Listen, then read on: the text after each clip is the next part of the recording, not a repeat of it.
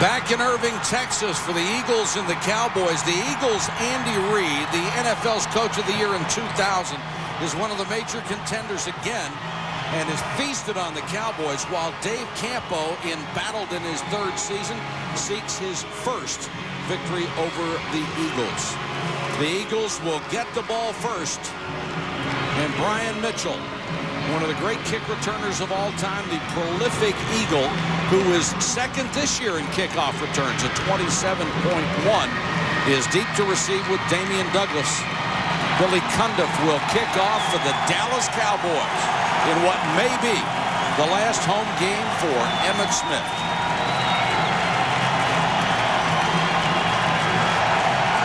And we are underway from Texas Stadium. Mitchell from the 7. 25 and no further. A.J. Feely is now the quarterback for the Philadelphia Eagles. And this young man, Roy Williams, is going to be in his face most of the night. Roy Williams loves the fact now that he can get down 8 in the box, play the run. He loves playing the run a lot more than the pass. But since he's played a lot this year, Roy Williams has been able now to play the pass. But A.J. Feely told us, I will be aware of where he is all the time.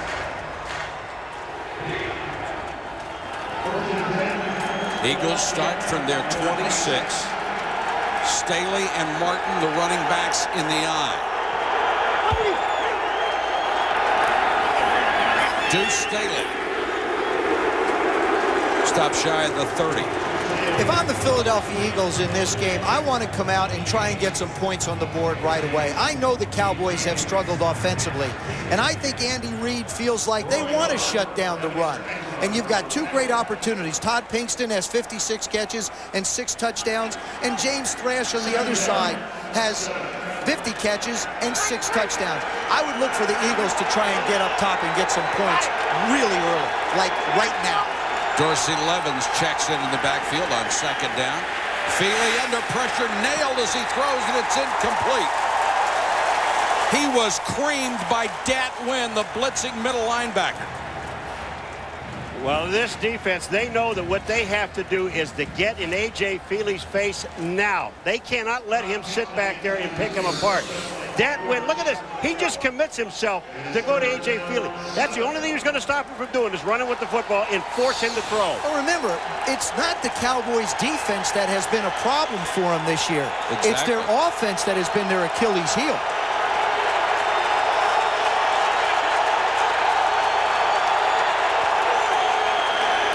Four-man rush, Feely to throw on 3rd and long and has the first down. James Thrash across midfield into Dallas territory, stopped by Tony Dixon, a gain of 22. Oh, look at this protection, folks. Watch this offensive line hold the defensive line right at the line of scrimmage. Look at the yardage that he has to throw the ball into. It's incredible. The thing about it, too, is Dexter Coakley is in the middle. You take a look at how Antonio Freeman gets in the middle. The thing about Antonio is he is their leading receiver on 3rd downs. You'd think that's a guy you have to stop. Feely to throw on 1st down, underneath for a couple of yards. Paul, you mentioned that protection. Trey Thomas and Jermaine Mayberry both going to the Pro Bowl off that offensive line. Well, the offensive line, they're really intact. But the thing about the defense with the Dallas Cowboys, they have one guy that's going to the Pro Bowl, Leroy Glover, number 97. And this guy, I'm going to tell you what, he is a great defensive lineman, defensive tackle. Not only can he play the run, which they said he couldn't do, he can. But they also should have another one someday will go is Roy Williams, who you mentioned, Paul. 3rd Pro Bowl for Leroy Glover, who had a pair in New Orleans. And middle linebacker Dat Wynn, who was injured in the early part of the year. I think this is on the stop. I think this is a very dangerous game for the Eagles. You can, as a coach, talk to players and say, look, guys, this is important. You know it's important. That team's not that good. And all of a sudden it gets away from you. I promise you, Dave Wannstedt said the same thing to his football team today against the Minnesota Vikings. Hey, guys, we're better than them. Just take care of business. It's like your mother telling you to eat your vegetables. Freeman is in. Freddie Mitchell is in. Blitz coming. Feely unloads, incomplete. Didn't have enough time, and the Cowboys brought pressure that time. Well, they brought pressure from A.J. Feely's right side, the left side of the defensive line. There was just not enough people to block. Take a look. On the right-hand side of The screen. Here it comes. There's just not enough people to block. And when you don't have enough people, you're going to get nailed. Kevin Hardy, who they brought in as a free agent, was the guy who came unblocked. He's a former Pro Bowler as well. And now Joey Galloway will go back to receive the punt of Lee Johnson. Looking to try and block it. Remember, he's a lefty. Watch the pressure come from the left side.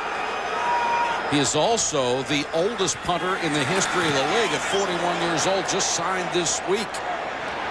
And Galloway trouble fielding it and takes it at the 11-yard line. A kick of only 32, but dead at the 11-yard line. Emmitt Smith with more records to break. Can he do it tonight? Here you go, sir. Domino's new Buffalo Chicken Kickers. Wow, real baked chicken delivered right to my door. You must be pulling my leg. No, sir. That would be your dog. Introducing Domino's Pizza Buffalo Chicken Kickers. Tender cuts of all-white chicken breast with a kick of spicy buffalo flavor baked through and through. 10 pieces for $5.99. Man, that's good chicken. Get the door and get a kick out of dinner tonight. Now get an order of Cinesticks free when you buy a large one-topping pizza for $9.99. Because we can! Yes, we can!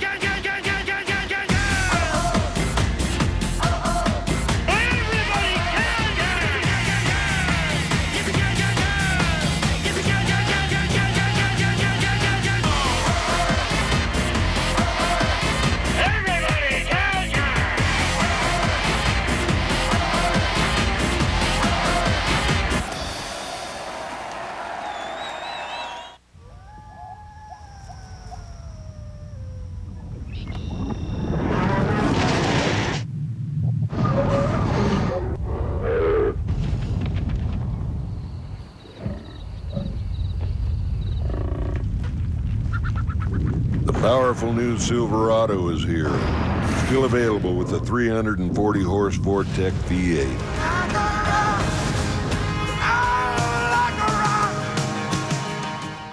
Capital One Bowl Week continues when Nebraska takes on Eli Manning and Ole Miss.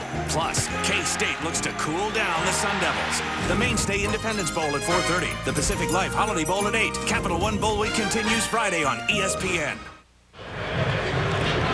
Welcome back to Texas Stadium. Early first quarter, Eagles and the Cowboys tied at 0, and Emmitt Smith brings them out of the huddle. And that will hang in this stadium forever. That is so great.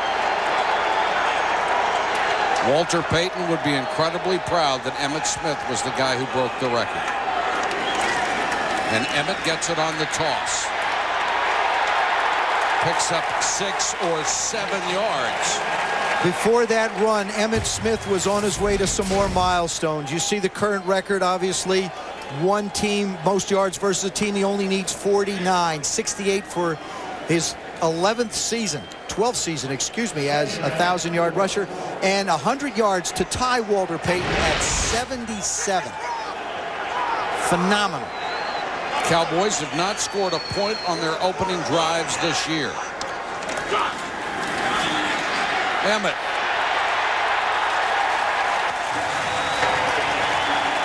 Brian Dawkins with a tackle. Andy Reid, I asked him, I said, what about Emmitt? How much has he lost? He said, are you kidding? He hasn't lost anything, and if they want to let him go, I'll take him. But look at Emmitt. Get to the outside. He was always known for that quick burst to get to the hole, to get to the outside. He hasn't lost much. No, he hasn't. It's not like he was a blazer to begin with. I mean, this guy can still play. I want to make a statement right now. The Cowboys would make a mistake if they did not bring Emmitt Smith back. Hutchinson to Emmitt.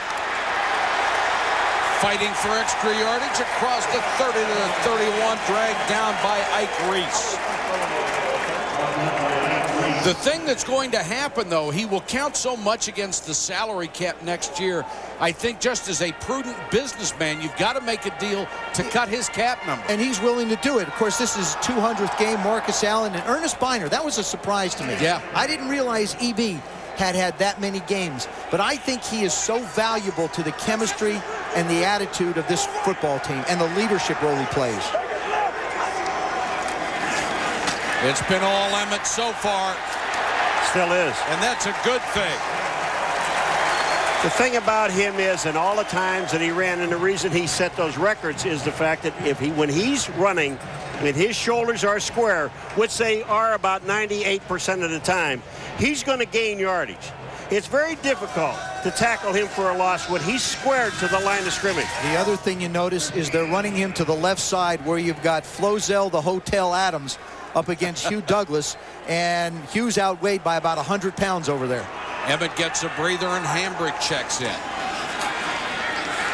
Hutchinson, the former baseball player, underneath to the fullback, Robert Thomas, and he runs hard. I think Chad Hutchinson continues to be a work in progress. Doesn't have a lot of history as a quarterback after the years he spent at Stanford being away so long. Good wide receiver, young one in Antonio Bryant, and Joey Galloway gives him the deep threat. An offensive line that has played 3 left tackles, 5 guards, 3 centers, 4 right guards, and 2 right tackles. It's been a constant patchwork for them offensively.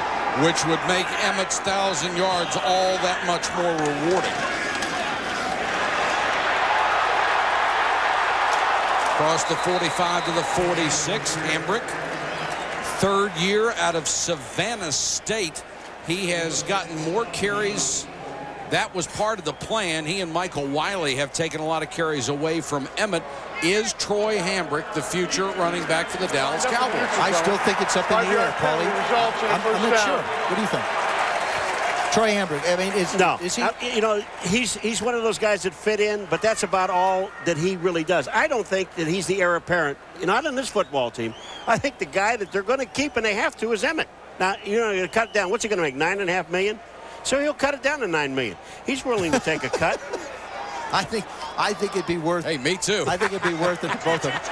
You're going to take that much a cut, huh? Yeah.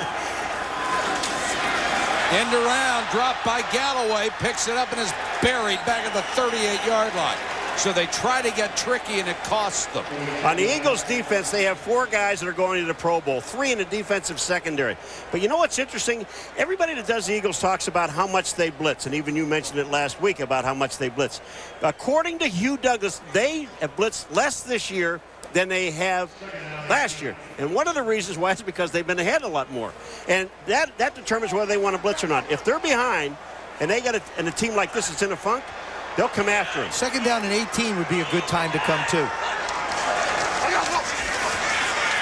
Hutchinson has the ball knocked away, got it back. This is what you see out of a bad football team. A bad offense and a bad football team. This is why teams are 5-9 and 4-10. Not holding on to the football, not taking care of the fall. Chad Hutchinson trying to move in the pocket. Gets the ball knocked away right at the last minute. Paul Grassmanis reached in. I mean, the numbers on Hutchinson, completing less than 50% and sacked 22 times in 7 games. And the question is, you think he is the future of the Cowboys, Joe? No, I think they need to bring someone in and let him grow, possibly, but not right now. Hambrick and Wiley both in the backfield on 3rd and very long. Draw play to Michael Wiley.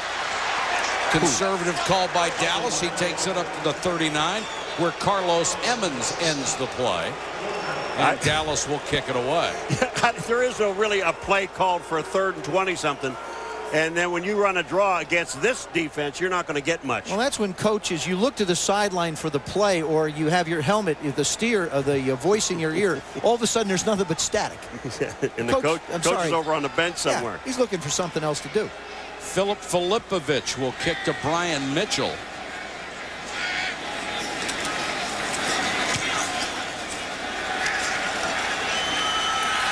Mitchell from the 22 found a seam. He's been so good for so long. Tony Dixon brought him down, but not until he returned to 26 yards. Timeout in Dallas, still scoreless first quarter.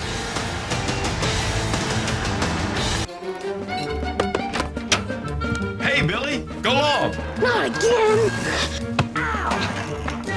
Hey, Larry, wake up. No. Hey, neighbor, quick slant. Oh, all right, Joe. Oh, it's sad, really. Now that Ed's TV offers the all-new Mitsubishi widescreen HD TV, you pay nothing until January 2004. Maybe Joe Montana can finally retire. in style. Ed's TV, the area's largest selection. If you're looking for flooring, this is a great time to come to Barb Lynn Carpet One. Here's what's going on now. Carpet One has just the right touch for your home, with personal attention and outstanding service every step of the way. Carpet One owners and their experienced team have the knowledge to make your new flooring purchase easy for you. If you're shopping for floor fashion right now, come straight to the store that specializes in flooring every day. You can be sure when it comes to flooring, nobody does it better than Barb Lynn Carpet One. Harris has it. Harris Oldsmobile Buick of Lansdale has a complete lineup for 2002. Oldsmobile Aleros, Intrigue, Silhouette minivans, and the new Bravada SUV. And every Harris Olds comes with a 5-year, 60,000-mile warranty. Harris has the best sellers: Buick Park Avenues, Regals, LeSabres, Centuries, and the new Rendezvous. Don't forget the Harris Used Vehicle Center. Quality cars and trucks for every taste and budget. So remember, Harris has it. Harris Oldsmobile Buick on North Broad Street, Lansdale. This ESPN NFL special is brought to you by Coors Light, the official beer sponsor of the NFL. Cold down easy. Chevy Trucks, the most dependable, longest lasting trucks on the road. Visa, it's everywhere NFL fans want to be. And Domino's Pizza, get the door. It's Domino's. It's also Dallas. Big D, little A, double L-A-S. Congratulations. Hey, nice going. All those years of schooling paid off in West Virginia. Well, he spent like 5-letter word. He got it out. the 4 best years of school. Actually, it's 6 letters, but who's counting?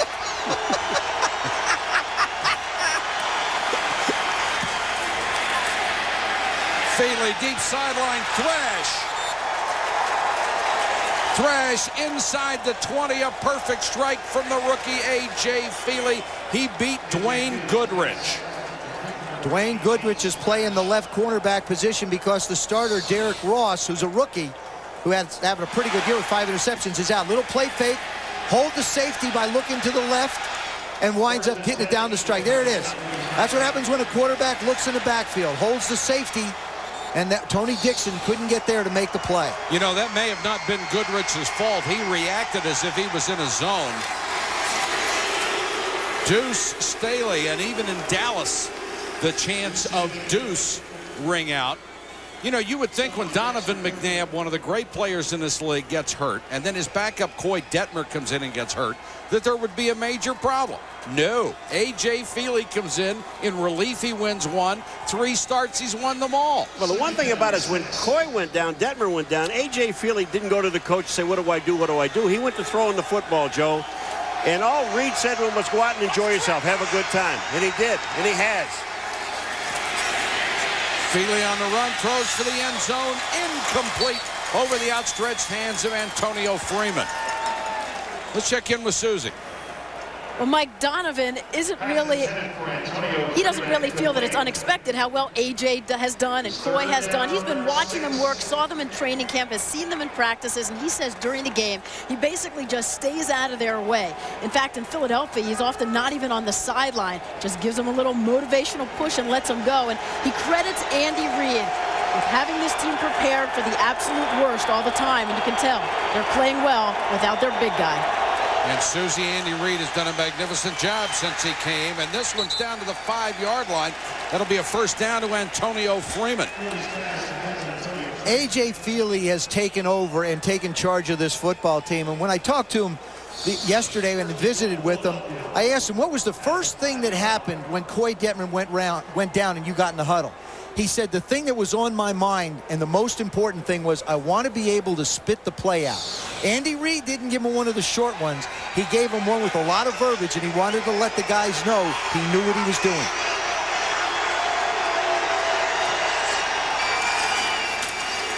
Staley runs into his own man, breaks off to the outside, touchdown. Poor tackling by the Cowboys. Yeah, but I'll tell you a whole lot of strength by Deuce Staley. Deuce Staley shows you his power. Now, that thing was jammed up right at the 5-yard line. But Deuce Staley will slide to his left. Watch the power in his legs. First of all, they don't stop. Bang at the line. His feet never quit. And then he gets into the end zone. Look at his feet. Don't look at anything else. They don't stop. Squares up. That's 6.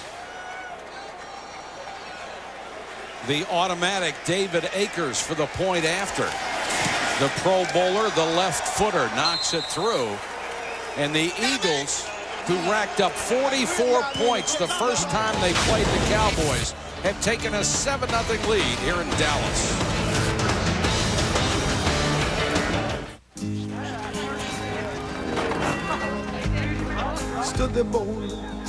Okay, see how the side of the rails wore more than the other side? Felt like a million. Felt like number one. Like a... What are you handing down to your kids? Chevy, the most dependable, longest-lasting trucks on the road.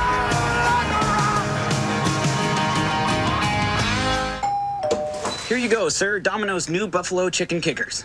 Wow, real baked chicken delivered right to my door. You must be pulling my leg. No, sir. That would be your dog. Introducing Domino's Pizza Buffalo Chicken Kickers. Tender cuts of all-white chicken breast with a kick of spicy buffalo flavor baked through and through. 10 pieces for $5.99. Man, that's good chicken. Get the door and get a kick out of dinner tonight. Now get an order of Cinesticks free when you buy a large one-topping pizza for $9.99.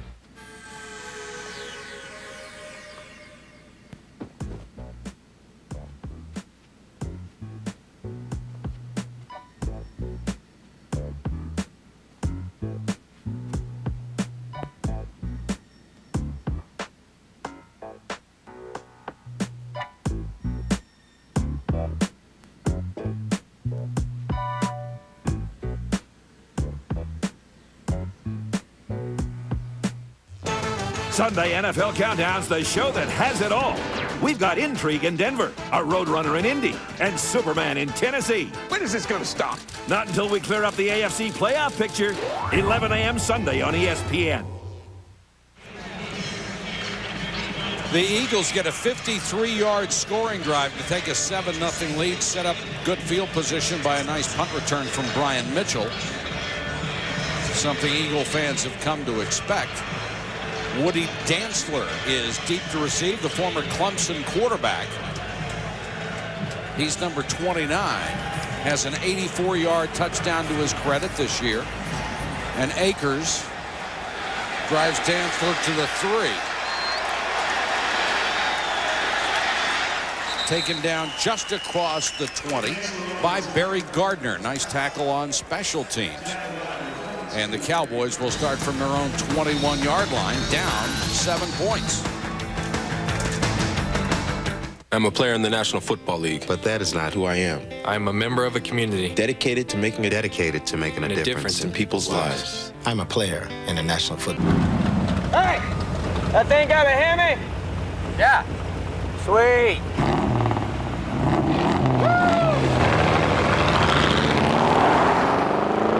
The all-new Dodge Ram Heavy Duty. Did you mean the Charger? Because, you know, that's got a Hemi, too. Now with a 345 horsepower, 5.7-liter Hemi Magnum. Grab Dodge's 770 powertrain limited warranty plus $1,000 cash allowance. Ford, Chevy, and Toyota don't match it. My daddy goes to work. To the job site. To the office. Because he has bills to pay. Mouths to feed. He keeps a roof over our heads. When he's not at work, he talks to Mommy. Watches TV. My pop goes to the gym. After that, my daddy said he'll play catch with me. Give me a hug. Read me a story. He'll have time just for me. Just for me. Just for me. He promised.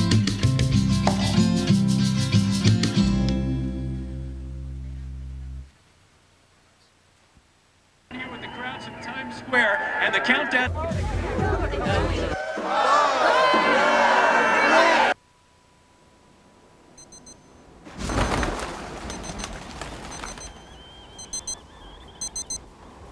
Happy New Year.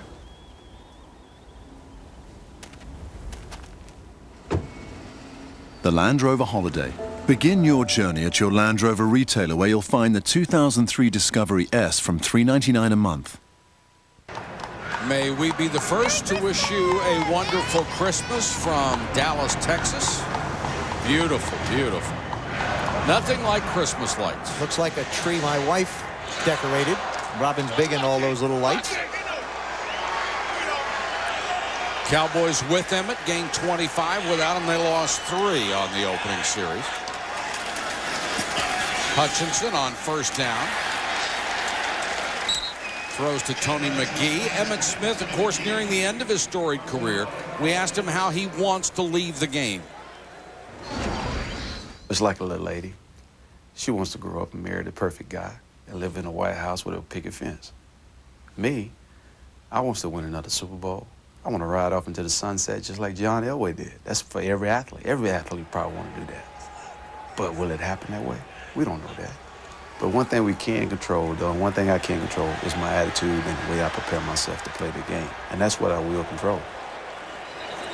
And he will reflect on all his accomplishments when the season is over and talk to Jerry Jones about his future in Dallas. And I think there is going to be a tripping or leg whipping against the Cowboy offensive line here. That may be the new guy, number 70, that's in the game, Collins. Personal foul, leg whip, offense, number 65. Half the distance to the goal, repeat second down. That's the rookie Andre Garrod. They drafted as a center who's now playing right guard because of injuries. And Solomon Page, the right tackle, has twisted his knee, and he may not be back. So they've only got one starter on the offensive line right now that they had planned at the beginning of the year, and that's Flozell Adams. Well, they can't have Emmett doing that much running because he's going to get tired. I mean, he just ran about 50 yards for a loss.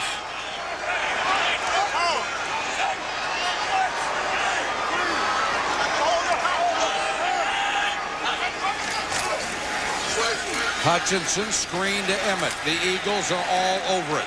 Let's check in with Susie. More on Emmitt Smith. Mike, I asked Emmett what he thinks he has left, and he said plenty left in his legs and in his tank. When he's healthy, he says, still a natural 1,200 to 13-yard back. He thinks he can go at least another 2 to 3 years, but if it's not with the Cowboys, he says he's going to enjoy the heck out of it tonight. And Susie, you would hate to see a guy like Emmitt Smith show up in another uniform. They never look right. John Unitas ended up in San Diego, and if that wasn't the worst looking thing I ever saw. Namath with the Rams. And, yeah. And I also think it's a mistake by the organization to let Emmett go. You mentioned leadership earlier. I think that's the big thing. Hutchinson with a lot of time and then throws wide. Coming out of the backfield was Michael Wiley. Just one other thing about Emmett. Emmett says, I've got 32 uniforms in my home, full uniforms. Yeah. He says, and there's only one of them that fits, and that's the Dallas Cowboy uniform that fits. He really wants to stay here. There's only one of them that looks right, and that's at number 22 in blue and white. Filipovich, the Cowboys backed up again to punt to Brian Mitchell. He returned 132 yards the last time.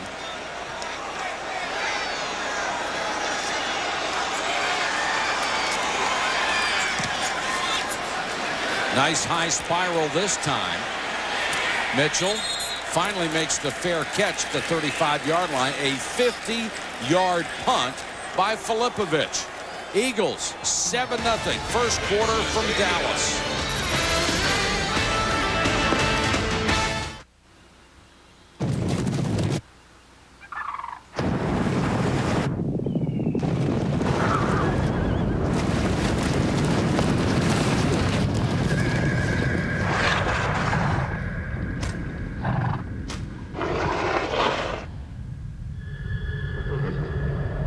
The new Silverado is here. Silverado, the truck from Chevy. What do you say, boys? Let's go get a couple beers. I don't know, man. I told my gal I'd be home early. Dude, it's The Rock. Be home early, brother. You want to roll with the Cowboys? What? You said early. Forever. Why are guys so hot to see Drumline? Get the picture? Drumline, rated PG-13. Now playing only in theaters. Time to find out who made the headlines and the highlights. Who Stuart Scott and Rich Eisen review the most unforgettable stories and top plays of 2002. Best of SportsCenter at 7 p.m. Followed by SportsCenter's top 10 games at 8:30. Christmas Eve on ESPN. Welcome back to Texas Stadium, where the Eagles lead the Cowboys 7-0. It's not like Jerry Jones has asked, but the three of us all think it's a mistake if the Dallas Cowboys jettison Emmitt Smith after this year. Why? I just have one simple question, and that question is this. Who do you have on this football team to take his place? And they don't have anybody. That's a great point, Paul. I think the money can be worked out. I still think he can contribute. You can see what he's doing tonight. He still can hit the holes. Maybe he's not the breakaway threat, so you find somebody who can to complement him. Deuce Staley wrapped up after a couple of yards out to the 39-yard line. Well, you mentioned something in the opening, Jones, about Deuce Staley. Here's another guy they've been trying to get rid of for years. Well, you know, his biggest problem was the injuries. The shoulder bothered him one year, then the toe. I mean, he didn't really think he'd be able to walk again, more or less be able to come out and run. And that's what makes, if he gets to 1,000 tonight, that's why he feels it's so special, because it's been such a tough road to get there. And it's not like they have anything against Deuce Staley, but a guy who's hurt for 2 years, you've got to look somewhere else because you don't know if he'll be able to get back. And that's the tight end Chad Lewis, taken down by Dexter Coakley. Let's check in with Susie. Well, Mike, Joe is talking about Deuce's injury. I mean, it was so serious. Only one other NFL player ever came back and made a complete recovery from an injury like that. It was tearing of the ligaments in the foot. He said it took 8 months of rehab, 6 months on crutches. He didn't know whether he'd be able to walk or run again, let alone play in the NFL. Then he comes back the next season, as Joe mentioned, hurt his shoulder. He's just overcome so much. Dorsey Levens on 3rd and 2, needed to reach the 46-yard line and appeared to get just past it before Leroy Glover made the tackle. Take a look at the guys that Andy Reid has added to his offense. He adds a Dorsey Levens who comes out of Green Bay, knows the system extremely well. He adds an Antonio Freeman who has 4 touchdowns, and we've seen him make a couple of critical 3rd down receptions tonight. And comes out of Green Bay. So. And you know, it's the perfect ground for them to be able to fill from. Yes, there's an echo in here, Paul. There is an echo in here. A little echo. Deuce is back in on 1st and 10 for the Eagles. Staley up the middle, cuts it back to the right into Dallas territory to the 48-yard line. You know, not only does Deuce want to reach 1,000 yards rushing this year, but that whole offense wants him to. They really do. I mean, they are pumping their hearts out for him. They want to see him reach it, and he's going to tonight. And he also, you know, he wrote a letter. There's only been one letter. He wrote a letter to Andy Reid in the spring and sent it to him and really wanted to understand where he fit in. He knew he was hurt. He knew they were looking around at other people, but he wanted to know. He and Andy sat down. Andy's a square shooter, told him what the situation was going to be, and he was satisfied.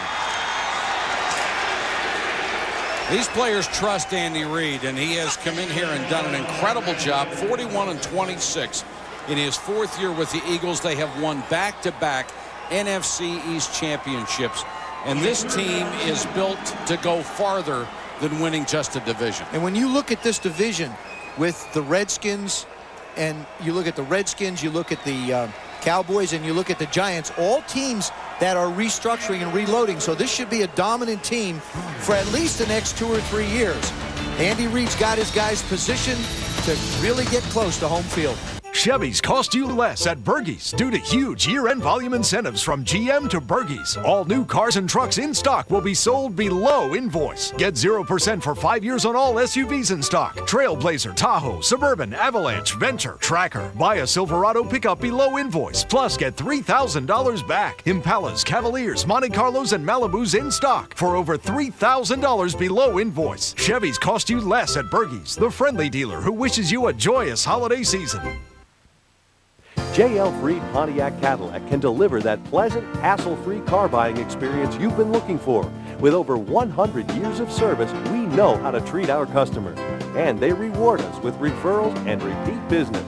Discover Pontiac excitement and value with Grand Am, Grand Prix, and Montana.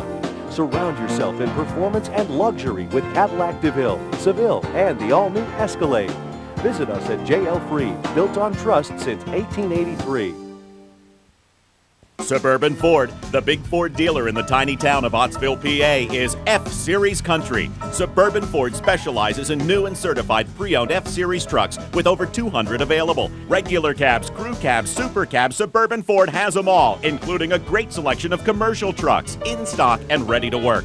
Plus, we are diesel service experts. Why not make that short drive to the country? To F-Series country, Suburban Ford at Route 611 and 412. It's only minutes away in Ottsville.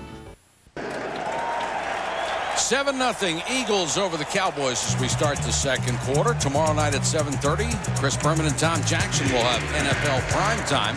Then Chad Pennington and the Jets travel to New England to take on Tom Brady and the Patriots on ESPN Sunday Night Football at 8:30. And we will take a leisurely trip Got my to boarding New pass England to do that game. Good. Got my boarding pass for tonight.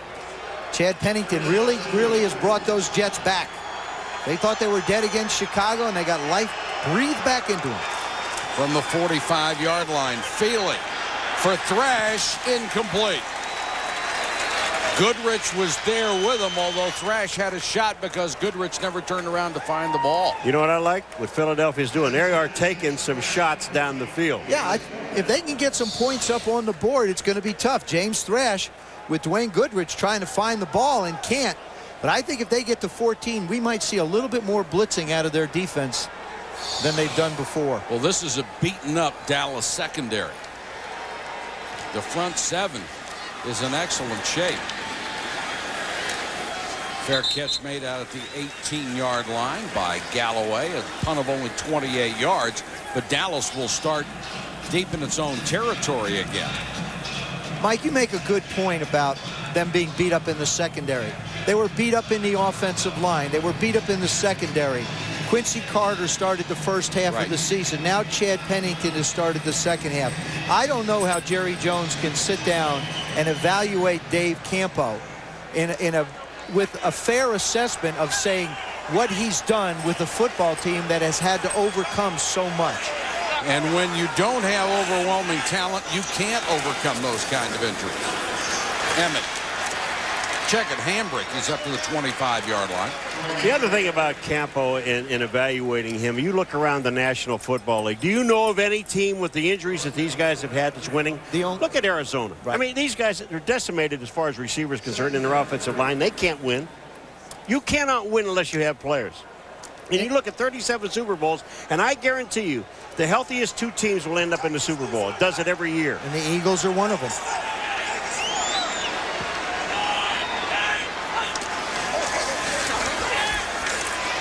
Hutchinson.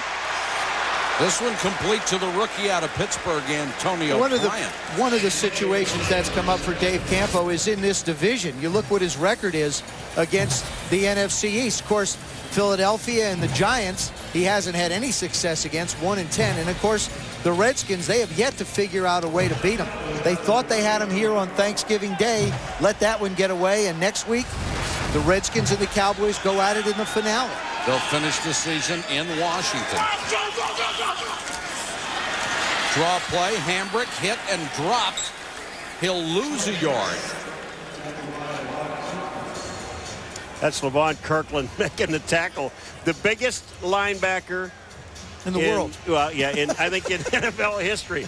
Man, you know the thing about Hugh Douglas was talking about him, and he said, man, can this guy run for big as that 275 is 275 is a joke. Yeah, he's a little shady, but he can play it.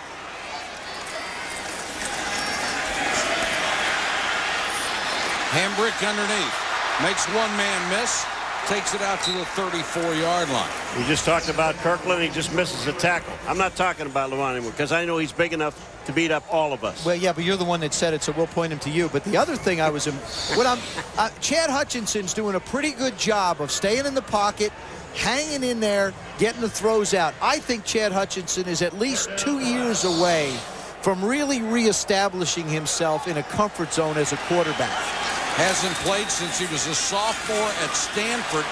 4 years in baseball in the St. Louis Cardinals organization. Got up to the show for a cup of coffee, and that was about it. But he said he always loved football more. He went to baseball because he got the money to help his family. after his sophomore year in college, and you could hardly blame him for that.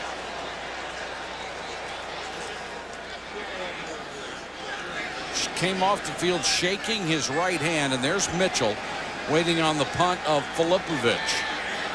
And Dallas, outside of the beginning of that first drive, nothing doing on offense. Mitchell hitting his tracks and down. The Cowboys cover up, loss of a yard, and Marcus Steele was right there as Mitchell disdained the fair catch and paid for it. Timeout on the field in Dallas. The Eagles continue to lead by 7. Watch Monday Night Countdown, 7:30 Eastern on ESPN2. Delivered by UPS.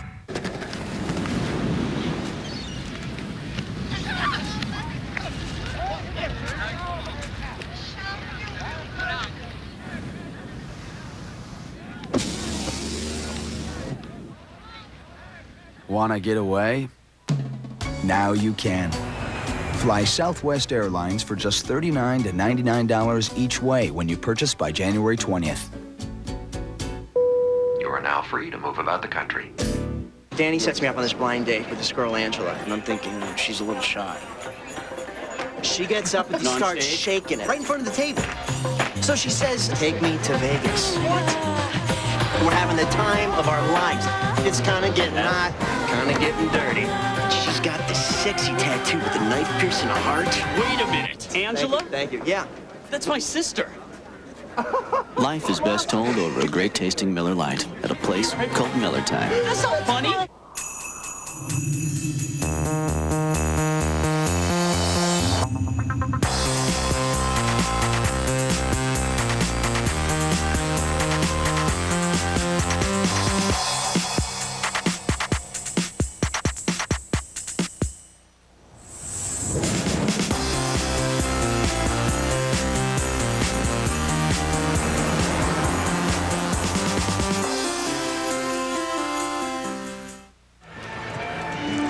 This ESPN NFL special is brought to you by Miller Lite. Life is best told at a place called Miller Time. T-Mobile, get more minutes, more features, more service.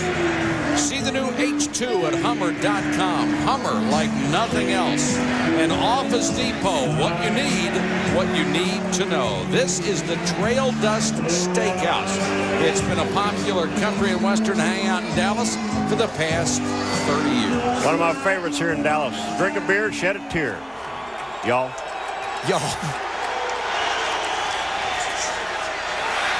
Pinkston can't get it. Coverage by Pete Hunter, the rookie from Virginia Union. Since 1953, the Eagles haven't scored as many points, over 27 a game. 6 times they've gone over 30. That's the most since 66. And as a team, they've had 13 straight 100-yard games. You've got to go back all the way to 1949-50 to match that. And they'll get more yards once Donovan McNabb gets a chance to come back, probably back for the playoffs. Dorsey Levens checks in on 2nd and 10. Levens gets the carry, stopped in his tracks, and it was Dat Wynn, the middle linebacker out of Texas A&M, with another stop. Well, when Donovan McNabb went down, okay, here comes Dorsey Levens on this play here, but when Donovan McNabb went down, they made this team mad. All the experts said that this team is not very good without Donovan McNabb. It's his football team. Yes, it is his team. But they forgot to tell the Philadelphia Eagles offense, defense, and special teams that he's not playing, because they're playing very well. They won 4 straight without him. Brian Westbrook is in on 3rd and long. Cowboys come with a blitz draw. Westbrook breaks it. 44-yard line, first down. They caught him in a blitz. Boy, did they ever. They caught him for blitzing on the outside. And what happens is that they ran a draw up the middle. The outside blitzers come from the right-hand side. Watch over here on the right. They don't get there. There's 2 defensive backs that blitz, never get to the runner, and Westbrook picks up the first down. That's easy. Hank Fraley, the center, and John Wellborn, the left guard, do a nice job of controlling the nose and giving Westbrook a chance to hit the hole in a hurry and get upfield. The numbers on Westbrook, the rookie out of Villanova. Deuce Staley is back in there. Feely throws. Pinkston has it. Edwards was with him, but got turned around, and the play goes to the 29, a gain of 27. Boy, I'll tell you, this is Pinkston. All Pinkston does is block him out of the way. He blocks Edwards out of the way, so he doesn't have a chance. Watch this, what Pinkston does. He is number 87. Watch him get his body where the ball is. There's his body in front. You can't make a play. And how about these throws from A.J. Feely? Well, we saw him last year. Remember last year we did the Tampa-Philly game. Final game. Everybody said it was a scrimmage. It was a nothing game because they were going to play again. I thought he showed very well in that one. Deuce Staley hit and dragged down at the line of scrimmage by Leroy Glover. Let's check in with Susie Moore on A.J. Feely, the rookie. Well, Mike, he has no misconceptions about what his role is on this team. He's the number 3. Said, you know, he's not a rah-rah guy anyway. He's not going to get in someone's face. You know, it's just not his place. He's being himself off the field and on. Coy comes back, when Donovan comes back, he is happy to step back. You know what? In his junior year at Oregon, he lost his job to injury to Joey Harrington, never got it back, and you can still sense the hurt when he talks about it. And Susie, he was very plain where he said, I don't mind. Number 14, 5-yard penalty, still second down. I don't mind waiting for my opportunity. There he is called for the false start because of the head bob. One of Joe Theismann's favorite tricks when he was a player. It's a bunch of baloney, a head bob. It's hard to say hut without moving your head loud enough so that people can hear you. And that's what he's smiling about right now. He said, I tried it, I got caught. One other thing that Susie mentioned, just to take it one step further, is she talked about him understanding his role.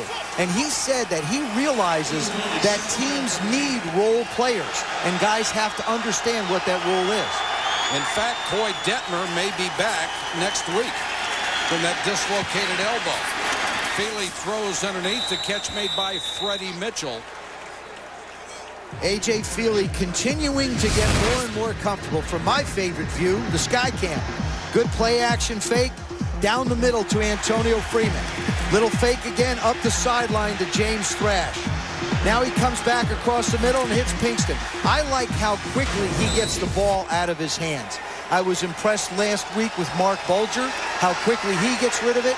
And I feel the same way about A.J. Feely. Very decisive when it comes to throwing the football. He's already passed for 115 yards. Tight formation this time for Deuce Staley. A lot of Eagles fans here chanting Deuce. Greg Ellis makes the tackle. The other thing about Feely, he spreads it around. I mean, he has no favorites. I asked him, I said, do you have a favorite target? He says, yeah, the guy that's open. Well, this offense, and he can find him. And this offense does that for you, too. You look at the way guys spread the ball around. Donovan McNabb was another one. One thing about Donovan McNabb, you have to understand, this man played 57 minutes of football on a broken leg. Does that define warrior for anybody? Feely to the end zone. Pinkston! Touchdown! It's a touchdown, but you know what they waited on? He got both feet down, but they waited to make sure he had control of the ball when he hit the ground. Look at this throw by Feely. He's hit 6 different receivers tonight, but here's the throw. Now the question is, does he have his feet? His feet are in. Now does he have control when he goes out of bounds? This is why they waited so long. He's in. He's got the ball. Now, boy, is that a perfect pass and a great catch. And once again, Goodrich is the guy who was burned, never turned around to find the ball. Feely dropped it in right over his shoulder. And Goodrich, the former #1 draft pick, who was nearly cut earlier this year and only in there because Dewan Hawthorne was released, has been torched for 3 touchdown passes in the last couple of games.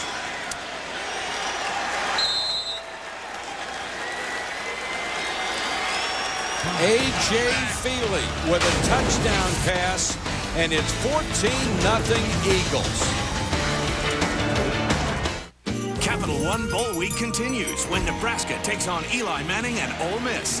Plus, K-State looks to cool down the Sun Devils. The Mainstay Independence Bowl at 4:30. The Pacific Life Holiday Bowl at 8. Capital One Bowl Week continues Friday on ESPN.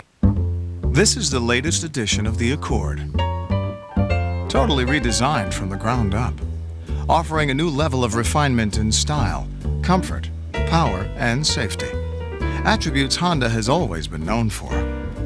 But don't let your eyes deceive you. After all, affordability is also our heritage. Now you can lease a 2003 Accord LX sedan for $239 a month for 36 months. Shake up the holidays with great deals on Chevy cars during the year-end event. Get $3,000 total cash back on the 2003 Chevy Cavalier, Malibu, Venture, and Impala during the year-end event. Or get 0% APR financing on all 2003 Chevy cars. Make your money count. Hurry, $3,000 cash back ends January 2nd. See your local Chevy dealer today.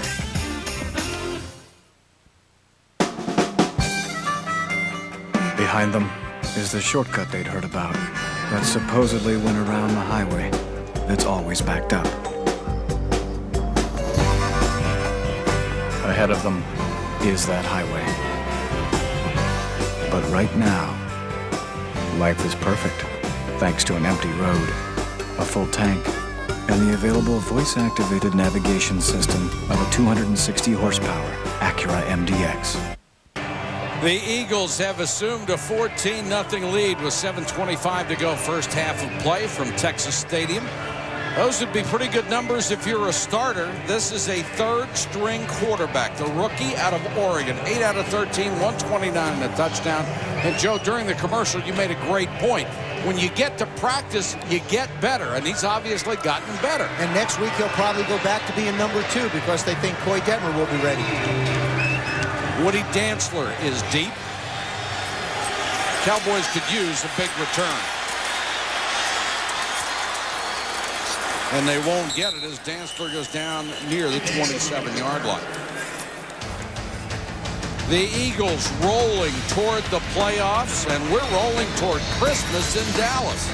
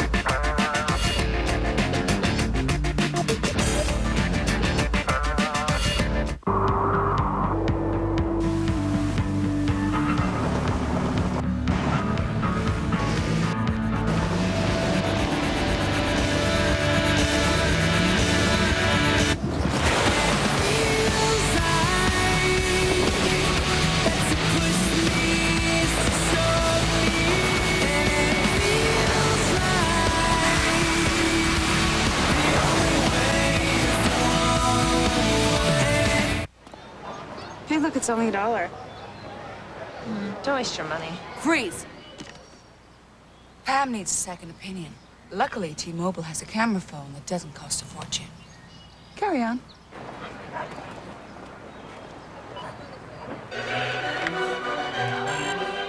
The ivory toad of Shanghai. Can I borrow a buck? Introducing the $100 camera phone, only from T-Mobile. Get more. Sunday NFL Countdown's the show that has it all.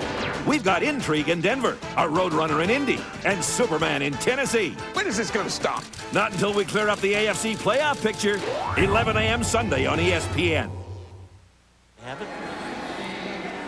Welcome back to Irving, Texas, home of the Dallas Cowboys in Texas Stadium. This could be the final game for Emmitt Smith. He is currently at 17,137 yards, the most in NFL history. Earlier this year, of course, he broke the legendary Walter Payton's rushing record. Play action by Hutchinson.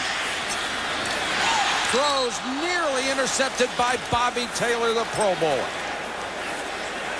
Let's go to Susie. Well, Mike, want to know the secret to Emmitt Smith's longevity? Last year, I had the opportunity to go with him to his chiropractor, which is actually a special variation on chiropractic that deals with muscle function. Emmitt was lucky enough to find this therapist back in '95. Well, his hamstrings at the time were so bad they were just about shot. He started the treatment. This therapist, it's made all the difference in the world. He rarely visits the Cowboys training room. He says he only gets in the hot tub to be sociable. And you can see how long it's let his career go.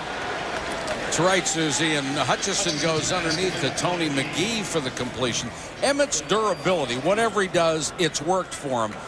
He has just been such a wonderfully durable back. You can count on the guy every game, every year. He just comes out and gives it to you. You know what's amazing about tonight's game? In the first 4 plays, Emmitt touched the ball. He hasn't touched it since. He has not touched the ball since. Hambrick and Wiley are in on 3rd and 4. Blitz coming.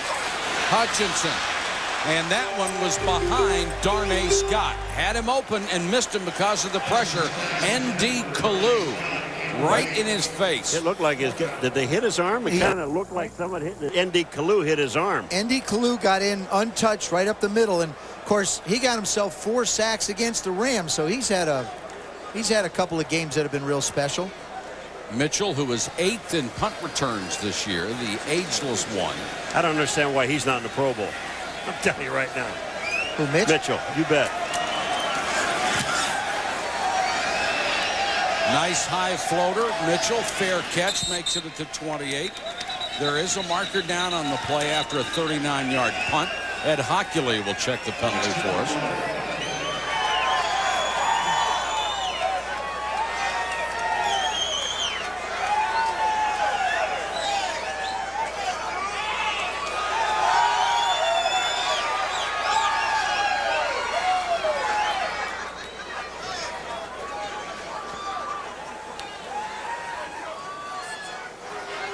During the kick, holding by the receiving team, number 57. 10-yard penalty from the end of the kick. Philadelphia keeps the ball. First down. Penalty on Keith Adams, the linebacker. And it will be Eagles ball inside their 20 when we come back. Time to find out who made the headlines and the highlights. Who's Stuart Scott and Rich Eisen review the most unforgettable stories and top plays of 2002. Best of Sports Center at 7 p.m. Followed by Sports Center's top 10 games at 8:30. Christmas Eve on ESPN. When you think about Volkswagen, think about the #1 volume Volkswagen dealer in Pennsylvania, North Penn Imports. Now lease the 2003 Passat GL for just $239 a month for 48 months, or buy it for as little as $21,388. The Passat has been named the #1 consumer choice for the past 3 years. Stop by to check out our huge selection on 7 acres. North Penn Imports, Route 309 in Colmar, 2 miles north of the Montgomery Mall. You know Gasho's Jewelers for having only the finest diamonds and stunning jewelry at competitive prices. But did you know Gasho's has gifts and collectibles from around the world for any occasion? Buyer's Choice Carolers, Hummels, Swarovski crystal, Murari and Royal Dalton figurines, Balik porcelain, baby gifts, and much more. And we have free engraving and free gift wrapping. Gasho's Jewelers, much more than fine jewelry. Chevys cost you less at Bergey's due to huge year-end volume incentives from GM to Bergey's. All new cars and trucks in stock will be sold below invoice. Get 0% for 5 years on all SUVs in stock. Trailblazer, Tahoe, Suburban, Avalanche, Venture, Tracker. Buy a Silverado pickup below invoice. Plus get $3,000 back. Impalas, Cavaliers, Monte Carlos, and Malibus in stock for over $3,000 below invoice. Chevys cost you less at Bergey's, the friendly dealer who wishes you a joyous holiday season. 25 to go first half from Texas Stadium. The Eagles on top 14-0, and they have the ball back inside their own 20. And it looks like the Cowboys have put Dwayne Goodrich down and brought Pete Hunter, number 47, the rookie, in at the other corner. Deuce Staley, the running back, he'll get the call. Helmets fly, and that was Chad Lewis, the tight end, who lost his hat. The Eagles lead the league in Pro Bowlers this year. 2 offensive linemen, Mayberry and Thomas. Hugh Douglas, the defensive end. 3 members of the secondary, both corners and a safety, Taylor, Vincent, and Dawkins. And the reliable kicker, David Akers, goes to his 2nd Pro Bowl. We're watching David Akers, you and I, Mike, before the game. He was kicking 60-yarders easily. Just killing it. Feely, the slant to Pinkston, almost picked by Pete Hunter. He really anticipated that route and cut inside of Pinkston. Pete Hunter was a Division II safety, and they've moved him over to corner. Nice anticipation on this route. Breaks inside. He's playing on the corner, really. Derek Ross, another rookie out of Ohio State, is the starter over there, but Peter Hunter has a shot at this one. And when he had when Whitson got hurt, when Darren Woodson got hurt, he got forced into playing a little bit more. And I think the Cowboys have the makings of a pretty good secondary with Roy Williams, Pete Hunter, and Derek Ross once they get healthy. 3rd and 11, 4-man rush. Feely stands in the pocket and throws short of the first down. Complete or not, and it looks like it is complete. Dat Wynn with the tackle on Chad Lewis. I can tell you one thing. When the next time that the Eagles get the ball, Mr. Pete Hunter is going to see a double move. Because when you jump that quick as a rookie, you're looking back in the backfield. This is a good job by Dallas's defense to be able to hold the Eagles back and give Joey Galloway a chance to do something. They spent 2 number 1 picks on him, and they've got to get more production out of every area, I think. Lee Johnson replacing the injured Sean Landeta, shanks one, and now we've got a flag down after the play as a couple of guys go at it. Jason Baker was signed to come in to kick for Landeta, the great kicker who suffered a calf injury and goes on IR. But Baker immediately got the nickname Shank, and then Lee Johnson comes in and kicks one off the side of his foot. There you see him getting run out. Hunter runs him out. He's down. They've got him continue to move him out of bounds and stay out there. There's the push. Now, Robert Thomas, number 44, I believe, is going to be the guy that's going to wind up getting the holding call for the Cowboys. And Damian Douglas did something illegal on that play. You cannot run down the sidelines out of bounds. During the kick, holding by the receiving team, number 44. That's a 10-yard penalty from the end of the kick. Dallas keeps the ball, 1st down. Thomas, the fullback, called for that, but Douglas could have easily been flagged for what he did on the sideline. See, these are all the little things that haunt Dave Campo. You can't coach that. You know, you teach a guy to do a job and you go a little bit more. They fumbled the reverse. The quarterback lost the ball in the pocket. These are all things that a coach can't control. I'll tell you one thing, the special teams coach can. And, you know, the thing that really bothers me is all the penalties that we've seen this year on special teams. On punt returns, kickoffs.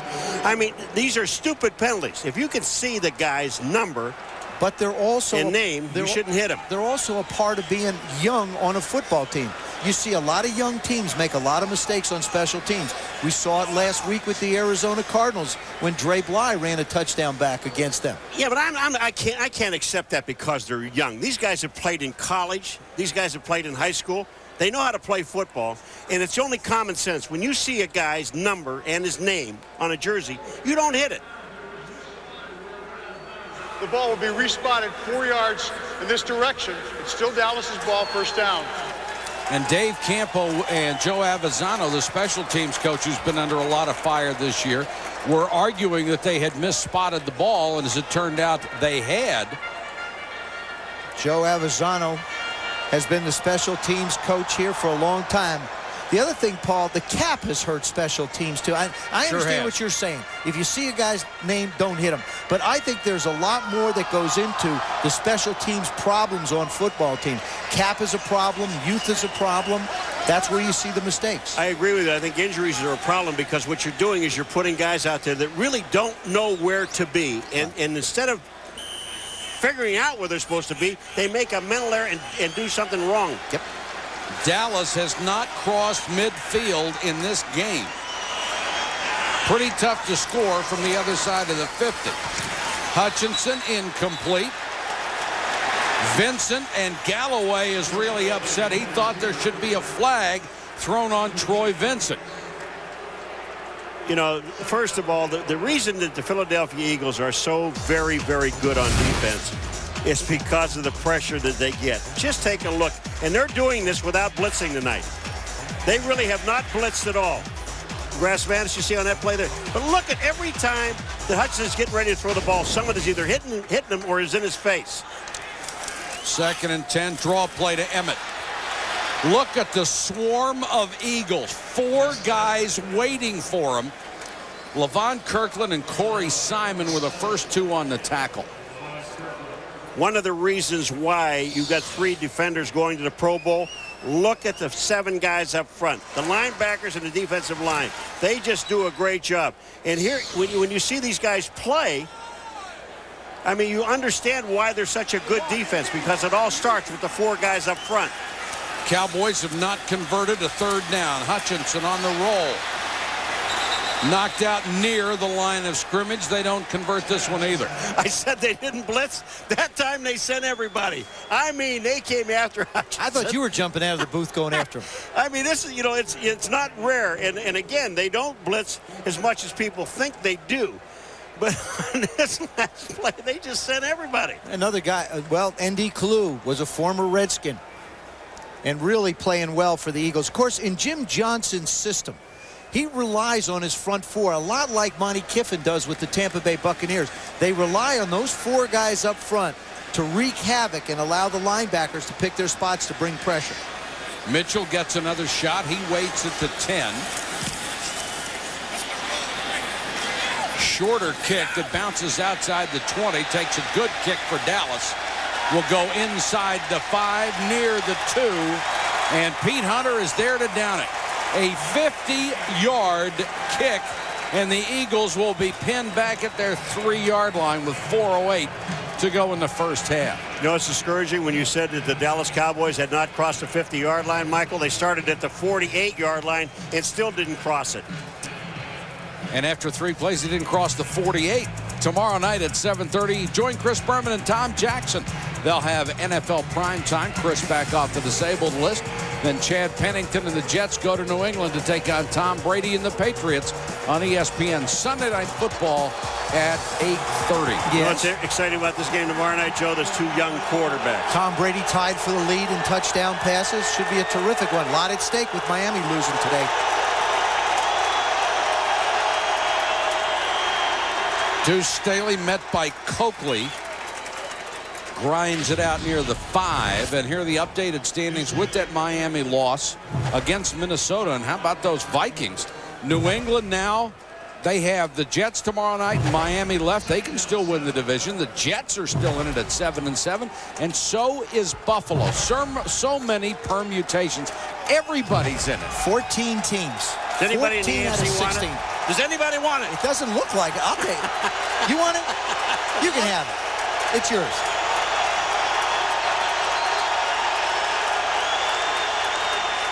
Deuce pushes the pile out near the 10. They need to reach just past the 12 for a first down. This is the kind of a situation, as Andy Reid calls the plays, the head coach and coordinator of the Eagles. You want to be careful. You've got a 14-point lead. It's become painfully obvious that the Cowboys can mount no type of an offensive attack. So you want to be careful. If you're calling a pass play now, you just tell A.J. Feely, just if it's not there, throw it away. We'll punt it away. Let the defense go do their job. Cowboys need a defensive stand right here to get the ball back. Deuce. And Deuce Staley out to the 17, first down. An important run for the Philadelphia Eagles. You know what's amazing about Andy Reid? When he came in the meeting, you look at him and he's got that look on his face like, I know something you mind telling. And he does. He's got a great sense of humor. Yeah. I mean, the guy is as calm as you possibly want to be, and he talks really low. And then I think he mumbles stuff just to see if you're paying attention. Just to see if you're listening. Yeah. Then he looks at you out of the corner of his eye because he cracked a joke. And he wants to know if you got it. The Eagles are going to let the clock run down. How about those numbers for this guy? Is he successful or what? 11 wins 3 years in a row. The Eagles had never done that as a franchise. They have done it this year, and he's got his eyes on bigger fish. This is a Super Bowl team.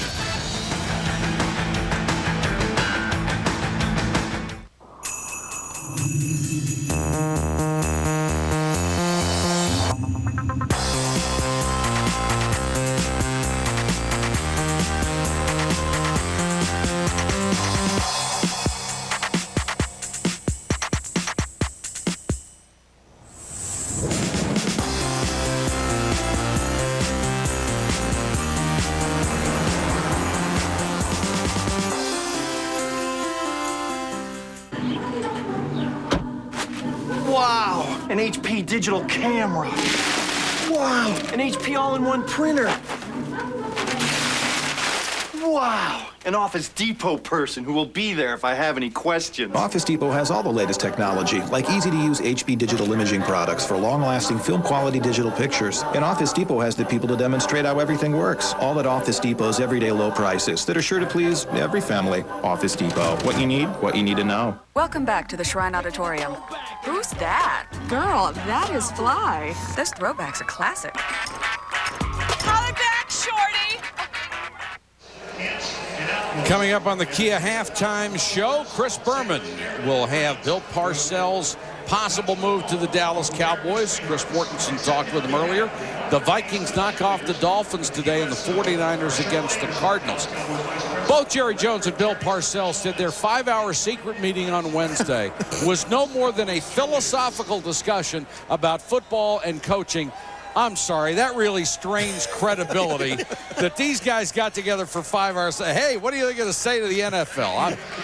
Come on. Well, and to discuss, what do you think of some of the players in football? I mean, you know, what is it, a 3-hour flight? Yeah. And then you're going to sit down for 5 more hours? I'll tell you what, Bill Parcells is going to be the coach here. I think the timing of it was very, very poor. If that's the case, Jerry could have waited 10 days to talk. And if Bill's serious about maybe coaching at the high school level, Christian High School in El Cajon, California is looking for a coach where he might have a chance at a state championship out there. A.J. Feely. Deuce Staley out in the flat. Nice spin move across the 30 to the 33-yard line. First down. Oh, man. Cut Deuce down Staley. by Roy Williams, but he got 16 yards. Boy, isn't that something to watch Deuce Staley make that move in the open field against Mario Edwards and just makes a spin move and gets to the outside. I mean, that just shows awareness on the field. Here's A.J. Feely, and he throws this ball out to Deuce Staley. And just watch this quick move. Bang, right here. Drop your shoulder, make a turn, pick up a first.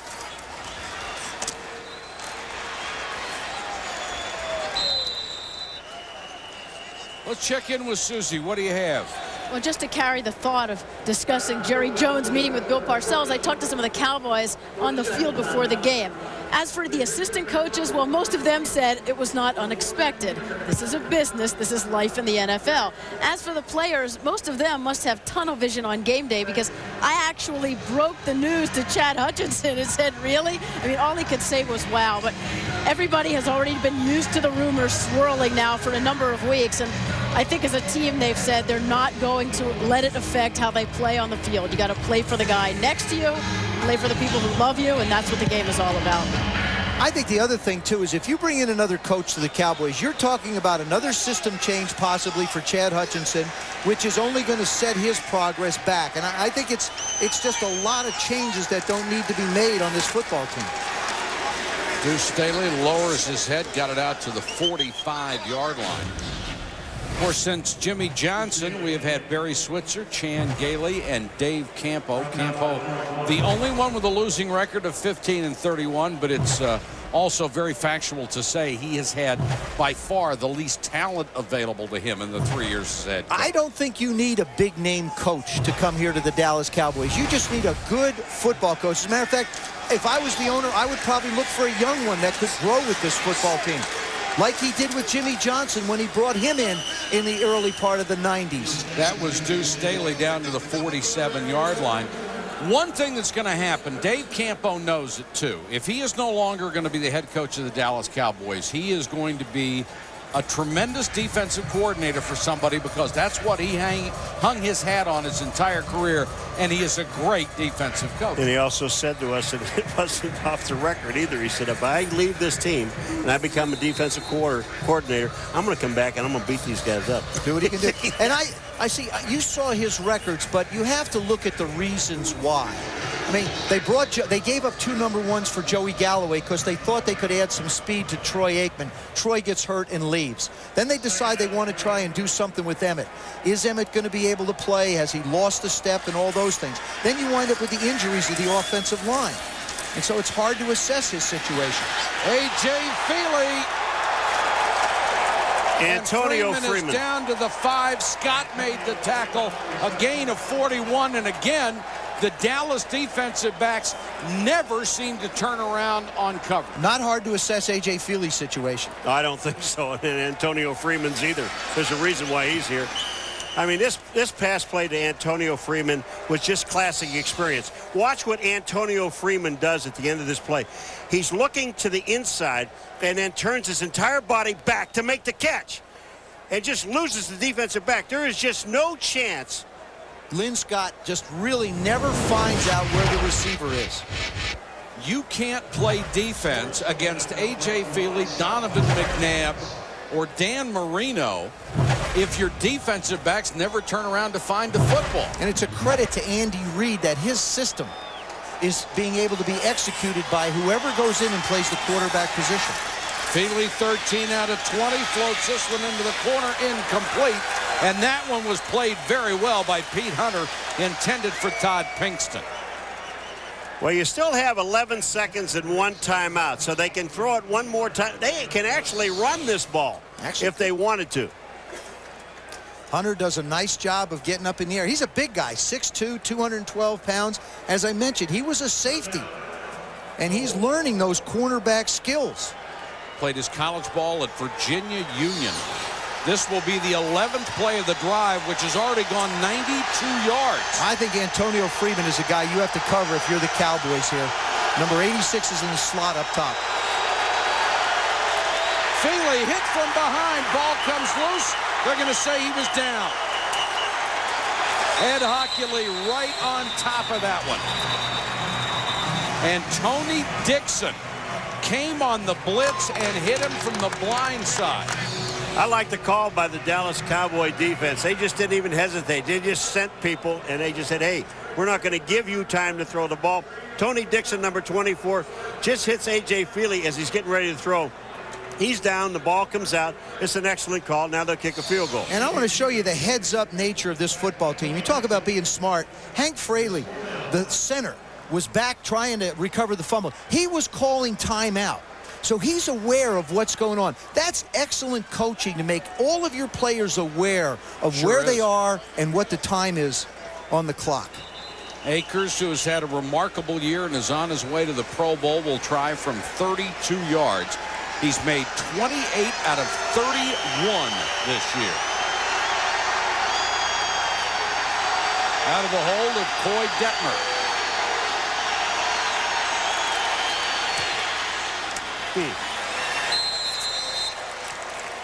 Was there any question about that one?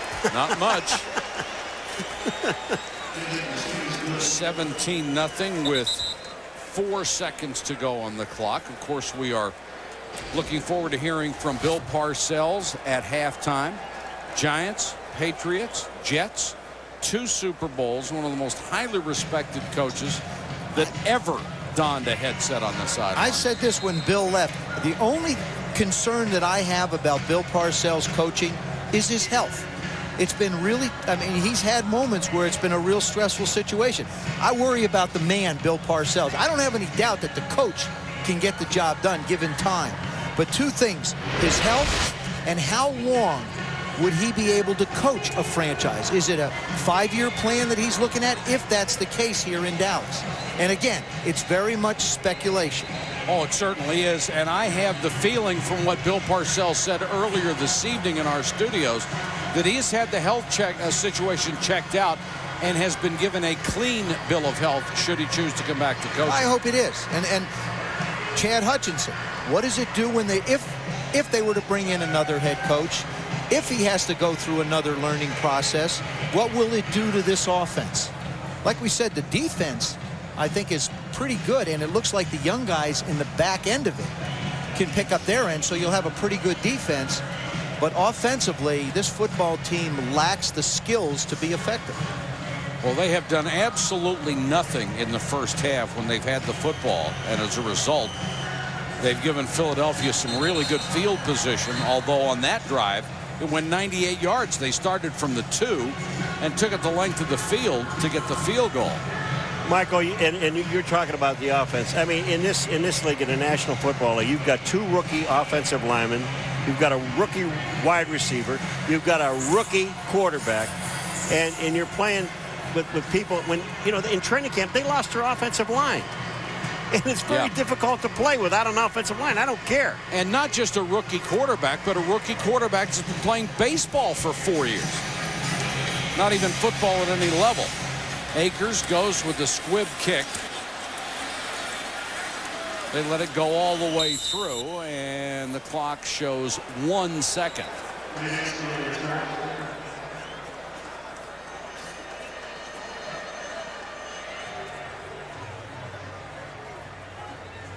The look on Emmitt Smith's face says everything. Very successful on the opening drive. I'm going to tell you what, this clock ran out. The guy carrying the clock, it should be halftime. I mean, that clock stopped before they blew the whistle. I've had the clock operator here in Dallas do some funky stuff when the Redskins play, too. Well, Ed Hockley says it's over. Let's go to Susie with Andy Reid. Andy, with that field goal, you're now the highest scoring Eagles team in history. What's been the key? I'll tell you after the game. We got to make sure that we stay on top of this thing and put a few more on the board. So, how satisfied with the way your defense is held up against Emmett and company? Well, they're doing a good job. He's a great football player, and we just got to keep playing hard and taking that run away and pressuring the quarterback, and we'll be all right. Thanks, Andy. Mike? Thank you, Susie. Our score here at Texas Stadium. The Eagles 17, the Cowboys nothing. Now let's join Chris Berman for the Kia halftime show. All right, Michael, thank you very much. As you might have expected, the Philadelphia defense giving up a couple of touchdowns last week to Washington. They weren't happy with the whole deal. No surprise that they put the hammer down on the Cowboys. Haven't allowed the Cowboys past midfield as yet, although we still have a half to go, 17-0. Certainly Dallas in the news as well. Our Bill Parcells, owner Jerry Jones, both saying that the two met at Teterboro Airport in New Jersey. A.J. Feely certainly feeling his oath. Touchy-feely to Todd Pinkston. Eagles lead 17-0 at the half. Back to Dallas in a moment. What an amazing year in sports. On Christmas Eve, find out who made the headlines and the highlights. First, host Stuart Scott and Rich Eisen review the year's most unforgettable stories and top plays on the Best of Sports Center 2002. Then, join John Anderson and Linda Cohen as they count down the top 10 games of the year. Angels are the champions of the world! The buzzer beaters, the furious finishes, the memorable moments. Best of Sports Center at 7 p.m. followed by Sports Center's top 10 games at 8:30. Christmas Eve on ESPN. My problem with the dish, basically in bad weather with strong winds, I would always lose my connection. This thing's like a sail. The dish company told me to put it in a bucket of cement. I'm thinking to myself, where am I going to mix cement? I live in an apartment! So I built this. It seemed to work. Sorta. Enough was enough. I called Comcast, they came out, and in no time I had digital cable. It works great. No assembly required. Since the beginning of time, guys have been driven to get the coolest stuff. And the History Channel Modern Marvels Boys Toys Week has them. The hottest and the fastest. Now you can have the fastest link to find out more about Boys Toys Week with HistoryChannel.com and Comcast high-speed internet service. See why the coolest and fastest toys make men act like boys. Watch Boys Toys Week, December 2nd on the History Channel. For more information on high-speed internet service, please call 1-800-COMCAST.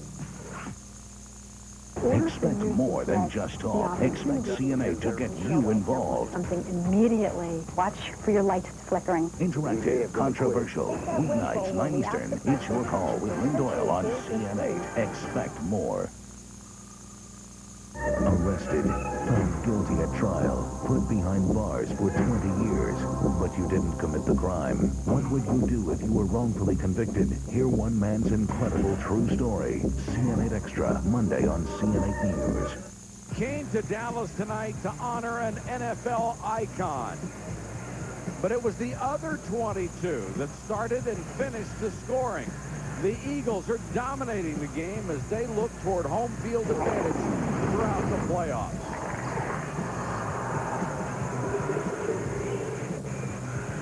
$17-0 at the start of the third quarter. The Cowboys will get the ball to start. And Woody Dantzler is deep.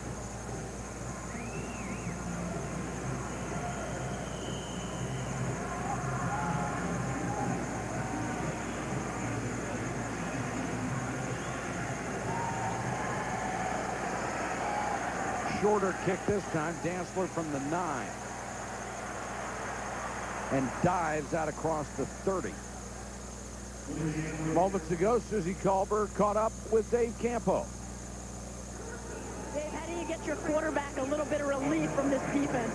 You know what? They're really not pressuring them as much as I thought they would. They played a lot of cover 2 in that first half. We're not running the ball well enough. We've got to be able to run the football against this team, and then we've got to get them covered on defense. That's all we have to do in the second half. You said one of the keys was trying to slow down Deuce, 77 total yards. What are you going to work on this half? Yeah, well, we still got to slow them down. But I mean, the big play is what's hurt us. If we don't have the big play, it's a normal game. Thanks, Dave. All right, thanks. Emmitt Smith gets only his 5th carry of the game. May have lost a yard on that one. Before that one, 4 carries, 18 yards.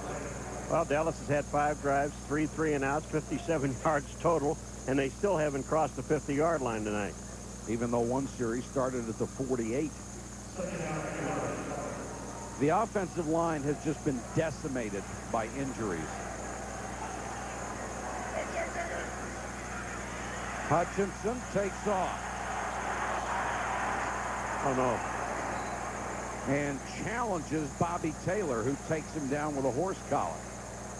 Well, Chad said to us he likes contact. Well, he said he was a football player playing baseball. He's always approached it in a very physical way, a tough way. But I think if he's going to be a smart quarterback, he's going to have to learn to put the ball away and slide and protect yourself.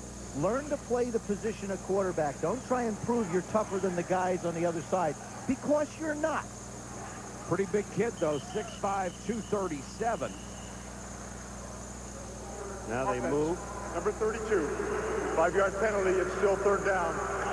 Michael Wiley, the 3rd down back, comes in, makes a mistake, and it costs them 5 yards. And all Dave Campo can do right now is shake his head. I mean, it really has to be so discouraging because, we got a rookie quarterback, but he knows all the plays. But you don't have an offensive line, so you can call all the plays. But you have other things. You've got receivers dropping balls on reverses, backs moving. Eagles show blitz. Dawkins from behind, loose football. Brian Dawkins on the blitz. The fight for the ball continues. Flags are down. Eagles have it. Corey Simon looks like the man who covered it. You want to know why he's an all-pro safety? Not only because he can cover, and the other thing he told us yesterday, I love the blitz. Watch this. He is going to be blocked, but he reaches around the block, and Wiley, it's bang, he knocks the ball out. How good is that? Michael Wiley got a lesson of what it's like to try and block somebody who wants to get to the football. The difference between Michael Wiley and Brian Dawkins is Brian Dawkins was going to get there, and Michael Wiley wasn't sure he could stop him. And he proved he couldn't. 15-yard penalty. It will result in a 1st and 10, Philadelphia's ball. Unsportsmanlike conduct against Philadelphia. Doesn't change possession, however. They'll get the football. And Wiley, as a running back on 3rd down, has got to do a better job protecting his quarterback than that. Paul, you made a point that the Eagles didn't blitz much, but they picked their spots. That was a case where everybody looked like they were picked up. But it didn't matter because they were able to put the pressure on. Feely, play action. Chad Lewis to the 22-yard line. I just really love the way A.J. Feely spreads this ball around. In the first quarter alone, he had hit 6 different receivers. He has no favorites. He has no third down guy. Anybody who catches the ball. That's right, whoever's open. But watch where he puts the ball to Chad Lewis. Look at this. Is that any good? And having Chad Lewis isn't a bad thing either. As a former Pro Bowler. Well, you've got to be impressed with A.J. Feely. This time he hits Pinkston down near the 10. Deuce Staley, by the way, 50 yards tonight. He is only 5 away from his third 1,000-yard season. And they have not run the ball once. They've thrown every time. Well, they're just trying to put, once they put these next 7 or 3 points on the board, then I think you're going to see a whole lot of Deuce Staley. Deuce is going to wind up with his 1,000 yards. And A.J. Feely, you know, lost his job to, I believe, Joey Harrington there. In college. In college. He got hurt when he was a junior. Didn't feel he had a fair shot to get it back. Nothing taken away from Joey Harrington, he said. Blitz coming, the pass inside, knocked down, incomplete.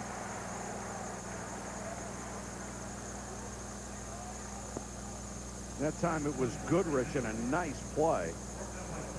In the red zone without Donovan McNabb, 8 touchdowns in 11 tries, 73%. So you go to your third string quarterback and nothing changes. It's remarkable. Yeah, but it's 73% touchdown. It's 100% scoring. Yeah.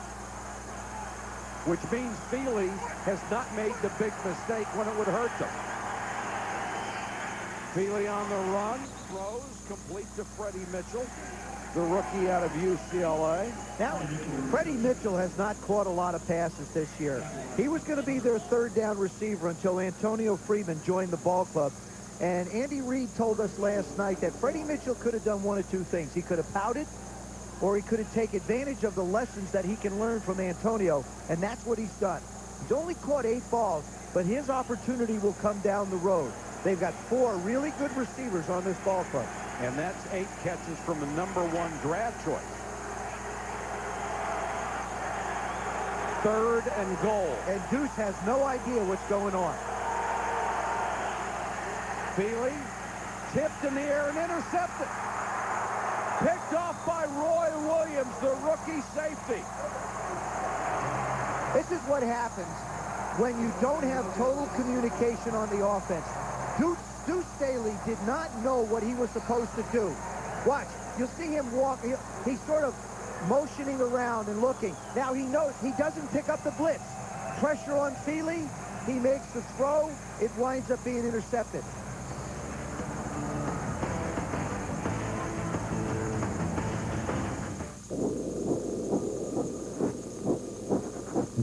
Your true, authentic sports sedan is finally here.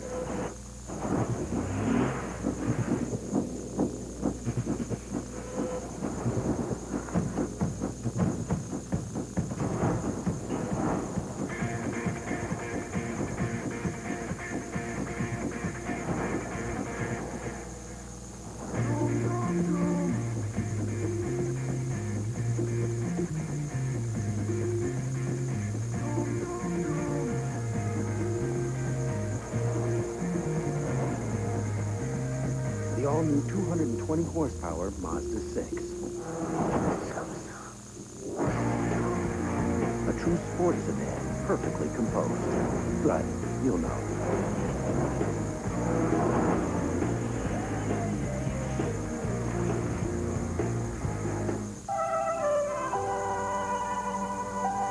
From generation to generation, some things never change. At New York Life, it's our values. Financial strength, integrity, and humanity. Values rooted in our tradition as a mutual company serving only the interests of our customers. Values that make New York Life the company you keep. This telecast is copyrighted by the NFL for the private use of our audience. Any other use of this telecast or of any pictures, descriptions, or accounts of the game without the NFL's consent is prohibited. This ESPN NFL special is brought to you by Suzuki, maker of innovative motorcycles and all-terrain vehicles. Skill, what's next? New York Life, the company you keep. And Mazda, log on to Enhanced TV at ESPN.com for a chance to win a Mazda 6 sports sedan and other great prizes. Beautiful Dallas, Texas, 4 days from Christmas. Hutchinson on first down, throws complete out to the 34-yard line. I want to Darnay Scott. I want to take you back to the last play where Deuce Staley just doesn't have the communication. There they are breaking the huddle. Now, Deuce still doesn't understand. He says, okay, AJ, now he looks to the bench, says, I don't know what to do. He still doesn't know what to do. He's supposed to block because here comes the linebacker outside. It forces A.J. Feely to have to throw the football too quickly. They wind up with the interception. Cowboys from their 33. Emmett crosses the 35 before he's shoved out of bounds by Michael Lewis. Michael Lewis is in there playing for Blaine Bishop. But Emmett, I mean, since the beginning, the first 4 plays he touched the ball. He caught 2 passes, and then this is his 7th touch in this ball game. 6 of them rushes for 19 yards. Came into the game with 932, so he's up to 951, looking for his 12th consecutive 1,000-yard season.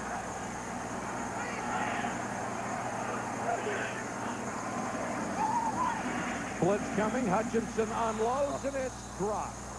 Wide open. James Whalen, the tight end, dropped it at the sideline. You know, this is just a case of not concentrating. It's a bad football team, Paul. It's a bad offensive football team. They really are. The blitz is on. They come after him again, and Chad Hutchinson does exactly what he's supposed to do. His left, here comes the blitz. He throws the ball outside to the tight end. The tight end drops it. One of the reasons this is a bad football team, since Jimmy Johnson left, they have drafted 2 guys who've made the Pro Bowl. 2. Now they move on offense.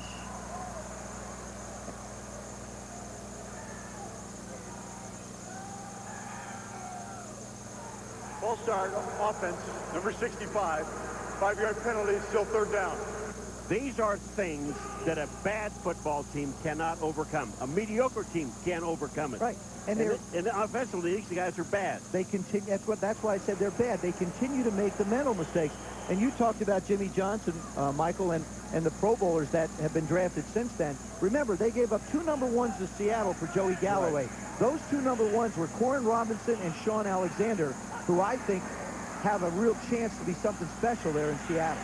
Hutchinson under pressure, rolls away from it. Now tries to run, lowers his shoulder, and is bombed out of bounds at the 40. Sean Barber. Sean Barber took the punishment. Yeah, but I'll tell you what. Chad Hutchinson, son, be able to play another day. I mean, don't be the hero because you're not with this offense. And here he comes. Sean Barber is going to nail him. Well, wait a minute. Chad Hutchinson is going to nail Sean Barber. You know what he's looking at? He's looking at the first down marker. Yes, he is. I mean, he is so focused on the first down marker, he doesn't see trouble approaching from his left. My hat's off to him. He needed another 5 yards to keep the drive alive, and he was trying to get it.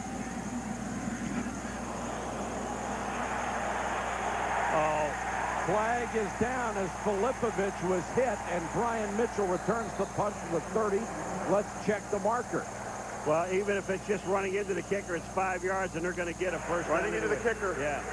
Receiving team number 94. The 5-yard penalty that results in a first down. N.D. Kalu was the man who hit him. Filipovic really sells this thing, too, though. Watch at the end. Watch this little dance he does, and then falls down. Here's the kick.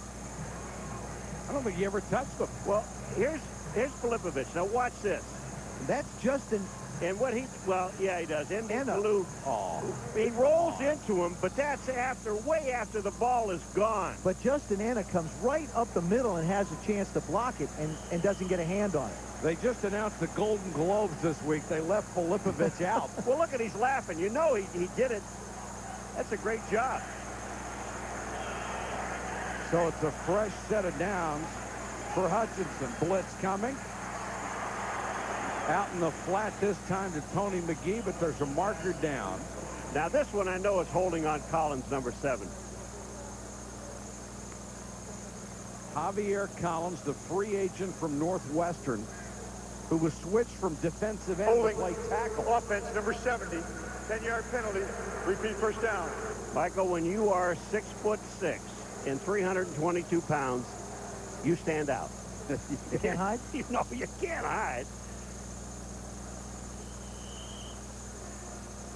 Right now, they are playing with Flozell Adams, number 76, as the only starter at the same position from what they wanted in preseason.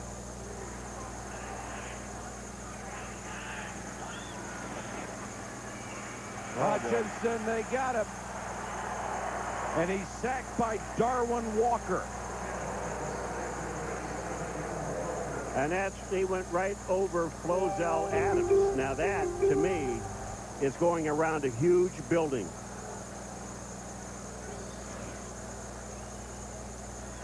Take a look. Well, actually, he comes inside. Chad Hutchinson has been sacked 4 times tonight. Since he got into the starting lineup, he's been sacked once every 10 pass attempts. Once every 10. Only David Carr has been sacked more. Oh.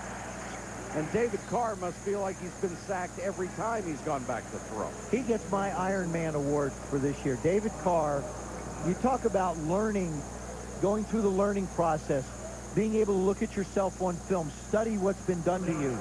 This year will be invaluable if he can survive Yeah. to be able to look back. When did you get a vote for the Iron Man? I just made it up. I get the right in. You just want to vote, huh? I do. I want to vote. 3rd and 23. The Cowboys still haven't crossed midfield. They haven't thrown a pass over 12 yards. They haven't had time. Hutchinson goes underneath to Darnay Scott. He's up to the 44-yard line. That'll leave 4th and 11. And the crowd really starting to get on the Dallas Cowboys. The one thing this offense has done very well tonight is get off the field right away so the punt team can get on.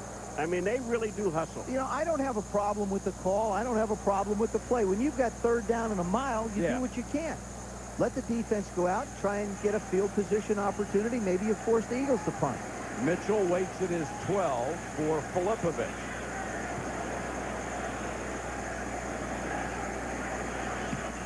No pressure this time. Short end over end kick.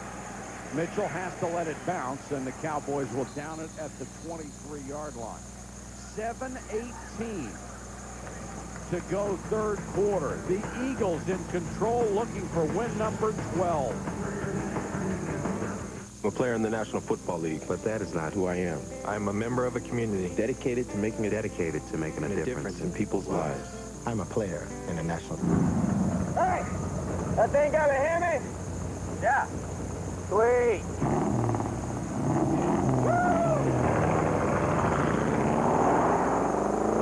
The all-new Dodge Ram Heavy Duty. Did you mean the Charger? Because, you know, that's got a Hemi, too. Now with a 345 horsepower, 5.7-liter Hemi Magnum. Grab Dodge's 770 powertrain limited warranty plus $1,000 cash allowance. Ford, Chevy, and Toyota don't match it. IFMA Freestyle Motocross returns January 10th and 11th. First Union Spectrum. We're taking the best part of the X Games and blowing it up into one huge weekend of nothing but freestyle. Oh, yeah! And Kids X Zone seats are still just $5. Freestyle Motocross. Brought to you by Quality Plus Ford dealers. January 10th and 11th. First Union Spectrum. Fires the crowd up! This holiday at your Yamaha dealer, every motorcycle and every ATV can be yours. For 0% financing with 0 down and 0 payments. Plus, get up to $300 in holiday cash on select models. So this holiday, give them what they really want. This holiday offer available now at your local Yamaha dealer. It's our favorite time of the year. Time to put up those ornaments that you've had forever. Ho, ho, ho. Ho, ho, ho. Ho. Look at me. Come on, Very realistic. Sounds a lot like the Easter Bunny. Get in the Christmas spirit, follow. I am. Ho, ho, ho. All those Christmas eggs you get? I hang them on the tree. And around to Thrash. They love to run this play, but not this time. Kevin Hardy waiting. Let's go to Susie. You know, Mike, when Feely got the job, he was always confident that he could run the offense. What he wasn't sure about was his ability to communicate with his teammates. His first thought just spit out the long verbiage of the play without any mistakes. That was something he hadn't practiced. So before his first start, the solution was making the calls in front of a mirror. He said it's just like giving a speech. Practice makes perfect, and it's working. But he said he didn't bend over like he would in the huddle. Movement. And a lot of it. Offense, number 72. 5-yard penalty, it's still second down. That's the Pro Bowler Trey Thomas, and he induced Ebenezer Ekubon to fire across.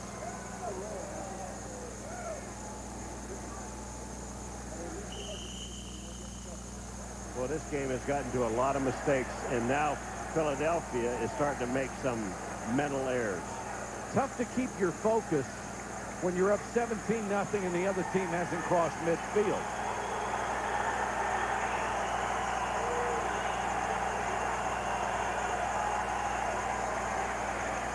Feely to Westbrook, and Westbrook is taken down. Another fine play by Pete Hunter. That is a good-looking rookie. I like the way Dallas has played defensively. I mean, they've given up a couple of drives, but teams will do that. What sticks out so much is that this football team has to be on the field so often. Here's a nice job by Peter Hunter coming up to make the play. Ever since they've really taken Dwayne Goodrich out at that corner and had Peter Hunter go in there, Eagles haven't had near the success that they did earlier. Now a long third down for the Eagles.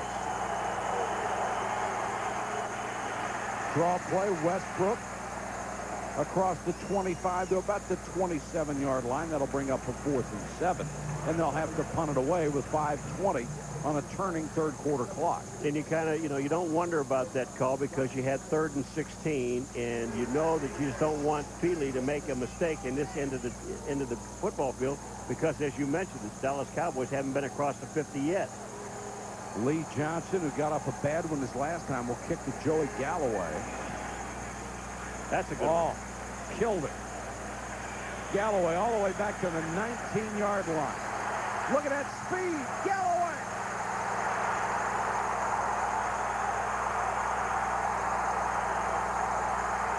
Joey Galloway out of bounds. Damian Douglas saved the touchdown. A 71-yard return. You know, you said look at the speed, and when he saw the opening, watch the move.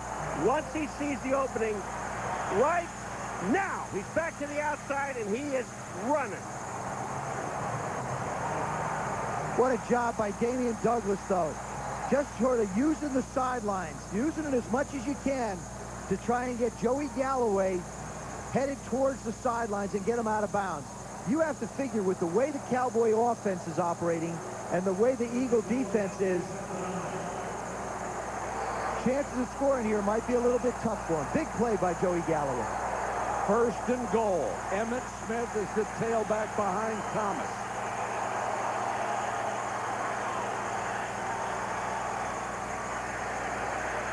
Emmitt cuts it back.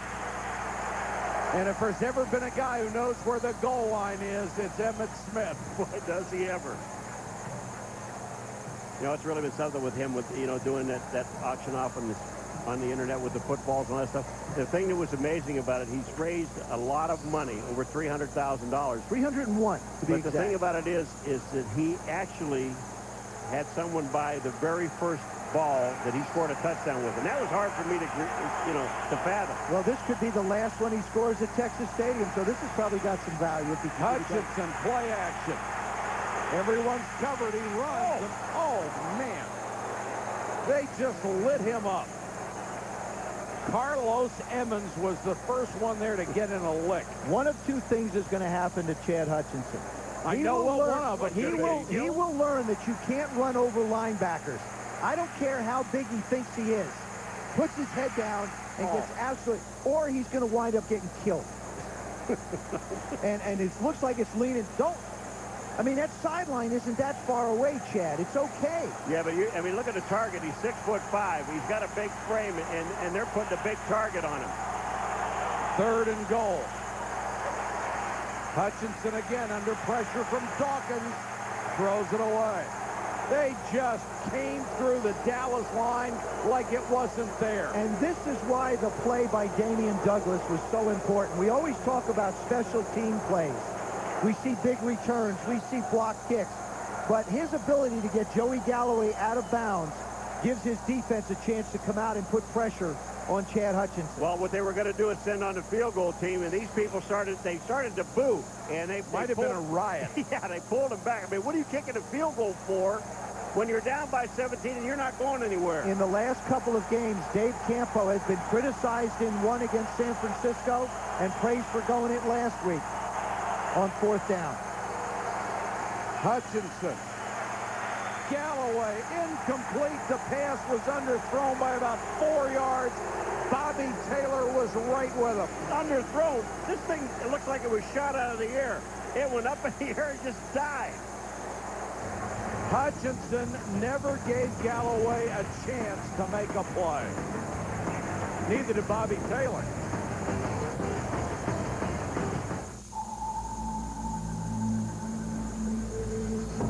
If the only obstacles you ever encounter are speed bumps, if you've never used mud as toothpaste, if the only thing you ever shred is cheese, get out of the way. Everybody's talking up the quad-rudder Vincent 500 from Suzuki. And now that a brand new Vincent with a manual transmission has arrived, who knows when they'll stop. The Suzuki Vincent. Get out of the way. We're taking a heritage of performance to the next level with greater control from new wraparound grips, the rugged durability of a metal gearbox, and built-in work lights for spot-on visibility in any lighting.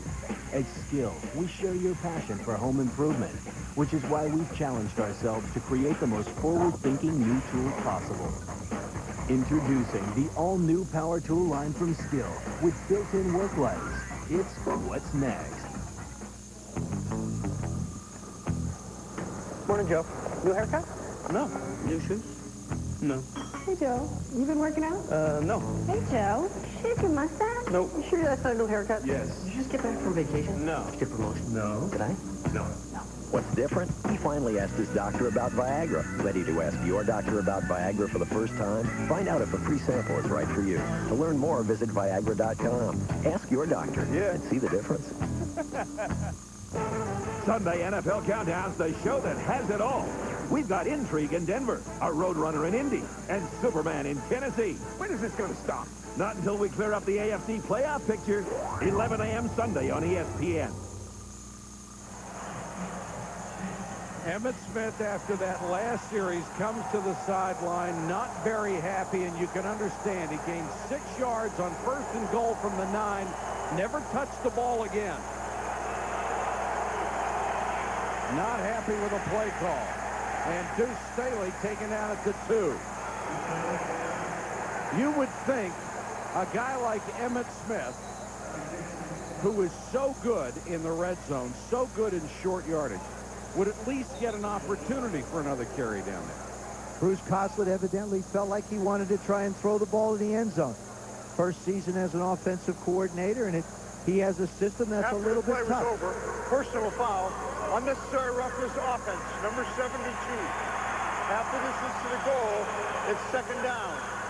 That's Trey Thomas, and they will mark it off half the distance. Could be the shortest penalty that they've ever had for a personal foul. It's going to be about a half a yard. Can I tell you something? I've thought about this for a long time. Now, if something would happen with Dallas on a personal foul, they'll get 15 yards and move it out. Yeah. I think if it happens in that area like that where they only got one, then they should only get one the other way.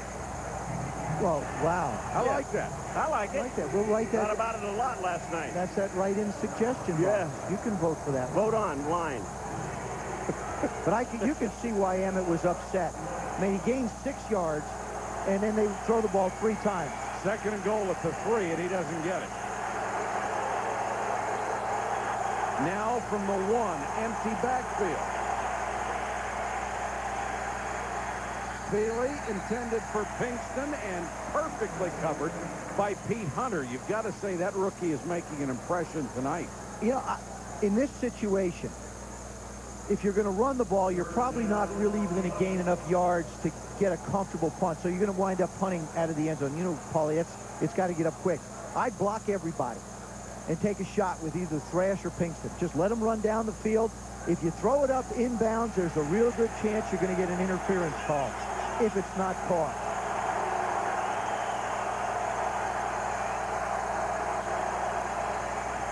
Deuce Staley reaches the 5 and no more. Philadelphia will have to punt.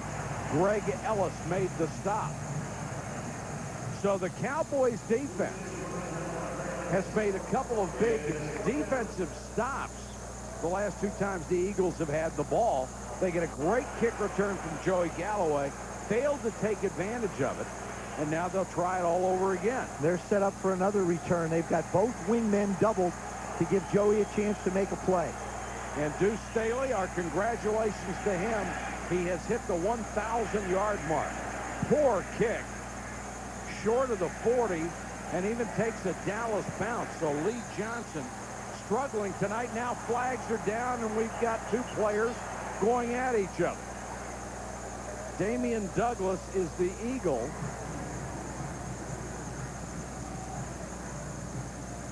Keith Davis is the Cowboy. Now we'll check the penalty. Well, Dallas stands to get the ball at the 38, pending a walk-off against somebody.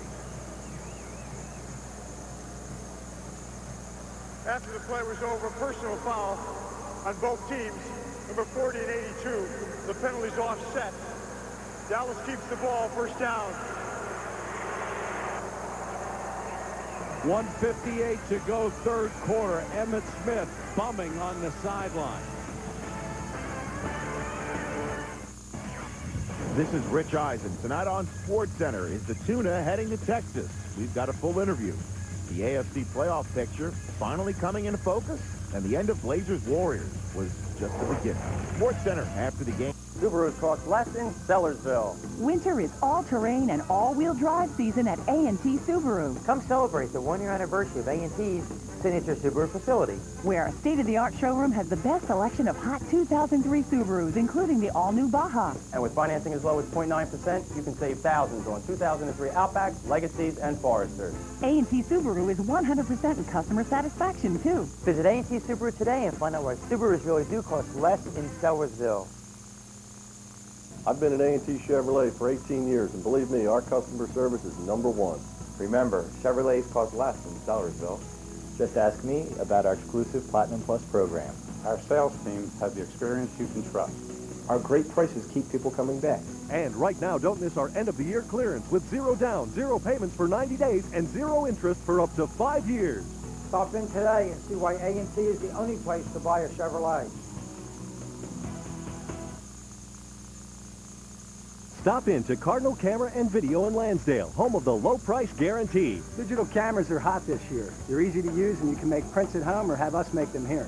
Wait till you see our huge digital selection, from point and shoot to professional. Prints are all processed in our lab, so you know each one will be done right. We can print wallet size to 40 by 60 poster prints and photo restoration. This month, get a free Kodak picture CD with every processing order. We beat everybody's praise. Deuce Staley has racked up his 3rd career 1,000-yard season tonight, 1,000 on the nose. He has also gone over the 500 mark receiving, the first Eagle ever to do that in a single year. 500 catching the ball and 1,000 rushing. Hutchinson to throw. Over the middle and wide open is his tight end, Tony McGee. That's a good job by Chad Hutchinson, just hanging in the pocket. Of course, Tony McGee played for Bruce Coslett in Cincinnati, and he's one of the few guys on this offense that actually is familiar with it. Of course, Darnay Scott is another one who they brought over, but everybody else has sort of learned on the run. And for one of the few times tonight, Hutchinson actually has a chance to go back, set his feet, and throw. I think maximum protection, that's why. I think he has a chance. It's just going to take more time than it would normally. Emmett on the toss. Breaks the tackle, can't break the second one after he reached the 20, and is taken down by Troy Vincent. You know, I talked about him in the open, about his pride, Emmitt Smith in his pride. He wants to win more than that 1,000 yards he wants to get. But watch this run. Bang, bang. That's 3, 4. The fifth guy, Troy Vincent, is the guy that brings him down after 4 other hits. And this guy picks up almost 5 yards. And he goes out of the game on 2nd down and 6. I'm sorry, I just don't agree with a lot of the play calling here. You know, every time the guy touches the ball, he's getting you 4 yards, 5 yards. You play one play with him, and then you take him out. He doesn't agree either, Joe. That's baloney. Hambrick in there now, and Hutchinson scrambles. And has to get out of bounds in front of the charging Carlos Emmons. That time, discretion over valor. You got to sit there and look at this guy and really feel sorry for him. I mean, here is a guy that his whole heart and soul is winning a football game for the Dallas Cowboys. And you're right. You give him the ball, he picks up 5 or 6 yards, and then you take him out. I don't care who the other guys are. Keep him in. 3rd and 10. They have used Wiley as a 3rd down back much of this year. Hambrick as a relief back for Emmett. And that's going to be the end of the 3rd quarter here at Texas Stadium. Eagles 17, Cowboys nothing.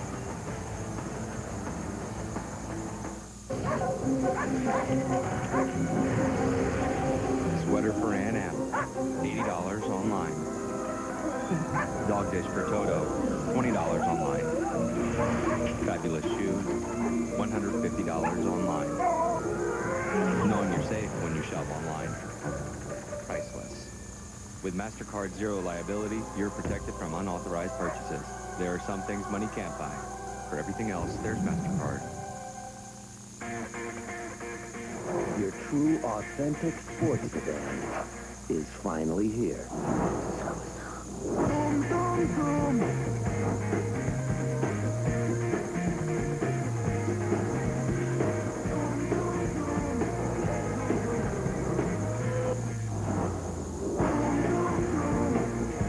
The all-new 220 horsepower Mazda 6.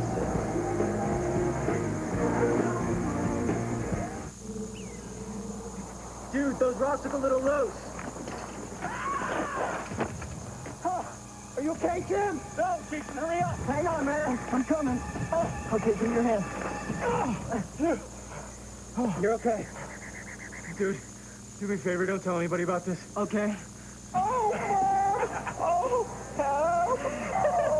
I wasn't crying.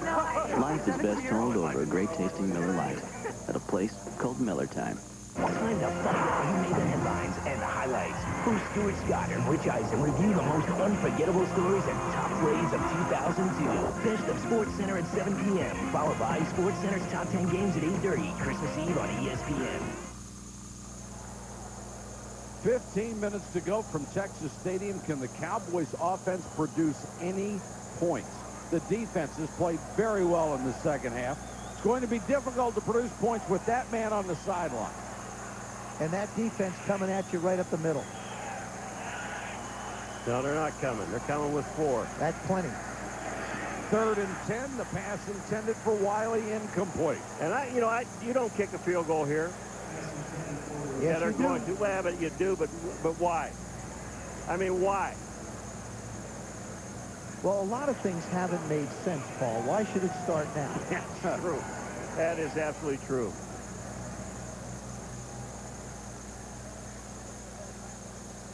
Billy Cundiff will come on to try from 42 yards. He has hit only 11 out of 18 this year.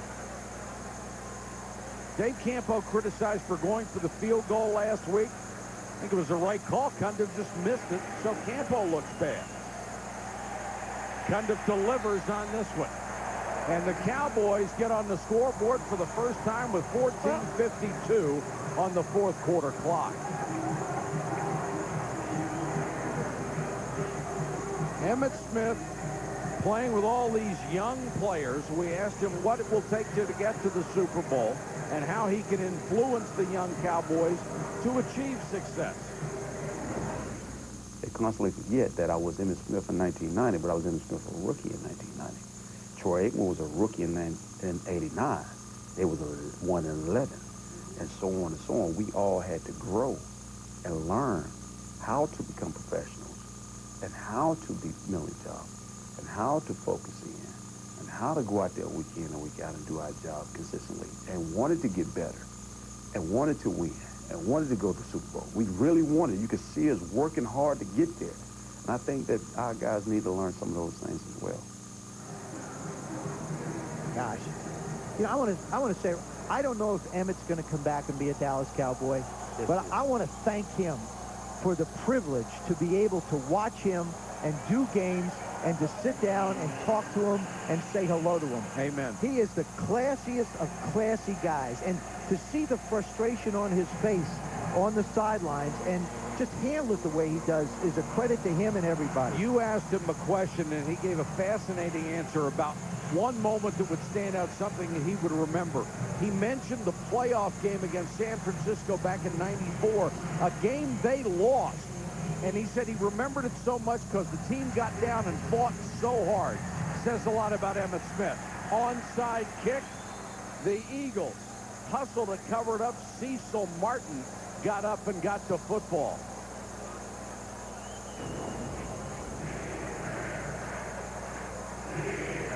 He will lead this team in rushing for the 13th straight year. Nobody has ever done it that many times. Walter Payton, 12 for Chicago. Franco Harris, 12 for the Pittsburgh Steelers. 13 incredible years for Emmitt Smith. And next year, you'll see 14 after that. You would hope. Yeah, I would. I mean, it would be different if he couldn't perform at this high level. But he can.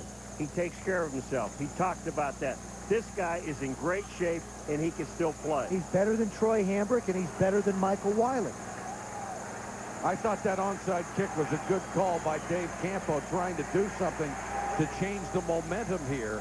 And Pepe Zellner comes across to mess that play up. And I don't think so. I disagree with you because you have an entire quarter left. Your defense is playing well. And I think that if you kick it deep, you put them back there, make them punt, give yourself some field position. Now you basically give them the Eagles the football on the other side of the 50. And Deuce Staley does not have 1,000 yards anymore. No, he's back to 998. You know, that's a good point, Joe. I'll change my opinion. I'll go with you. Because you're smarter than I am to start with. No. Well, let's not get carried away. Staley trying to get back up to 1,000, and he's got it. Well, yeah. And one. And one. No. 1,001, yeah. Yeah, here he goes. Now take him out. One of the things about the position that Deuce Staley plays in the West Coast offense, an offense that is balanced, run and pass, it doesn't go either. I think it's especially gratifying for a back to be able to accomplish that. But the really good West Coast offenses have had that. We see Amon Green up in Green Bay. We know of Roger Craig in San Francisco when he's accomplished it. The good ones can get it done in this offense. Three-man rush. Beasley down the middle, it's intercepted. Pete Hunter. Boy, what a game he's had. Boy, did he read this thing perfectly. He just watched A.J. Feely, the quarterback, and just stepped in. He showed great quickness. Pete Hunter, number 47, to pick this ball up. This kid's a keeper. Gallus has the ball back.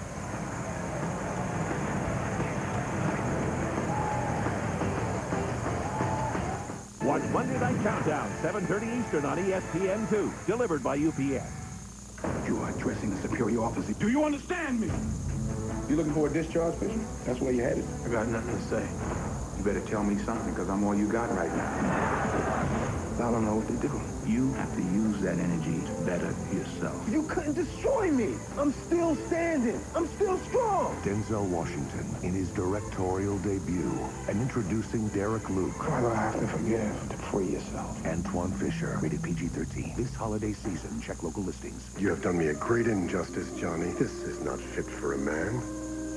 New Blistex Clear Advance. For men, Johnny. For men. It's shine-free with tough protection, and I know about protection. New Blistex Clear Advance. For men. Now back to the Capital One All-America mascot pageant. If you had but one wish, what would it be? World peace. Isn't that beautiful? Vote at CapitalOneBowl.com for the National Mascot of the Year.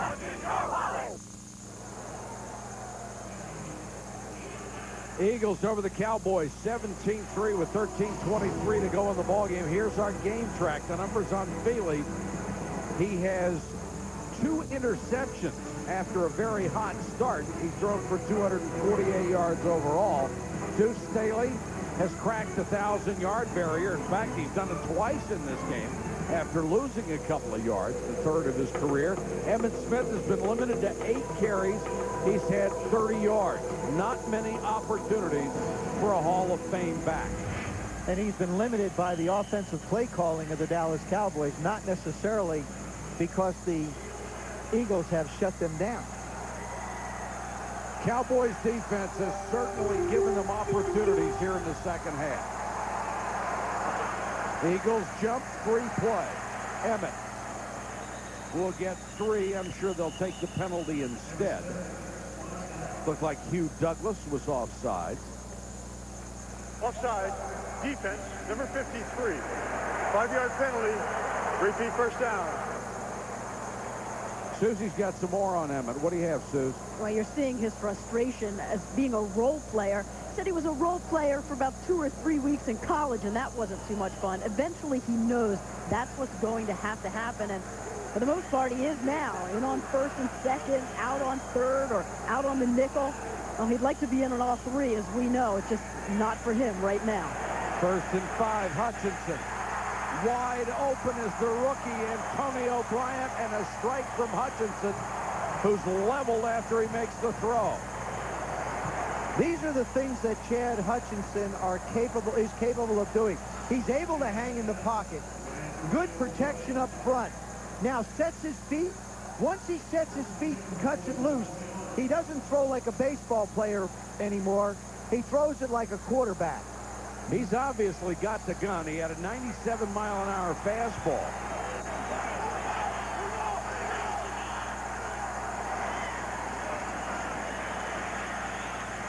Intercepted. Picked off by Sean Barber, and he's going to go all the way. 80 yards for a touchdown. Boy, I'll tell you what, I don't know if that was Brandon Whiting or not, number 98, but they put some heat on Chad Hutchinson, and he was hit when he threw this ball. He never had a chance to get enough stuff on the ball to get it to the outside. And Sean Barber just played it perfectly. Well, the other thing is, you'll see he's looking to the right. And watch where he's looking. He's looking out to the right, and then he comes back late to make the throw. You can't do that. You just can't do that. See, he's all the way out to the right. Now he comes back left. The ball comes out like a screwball instead of a pass.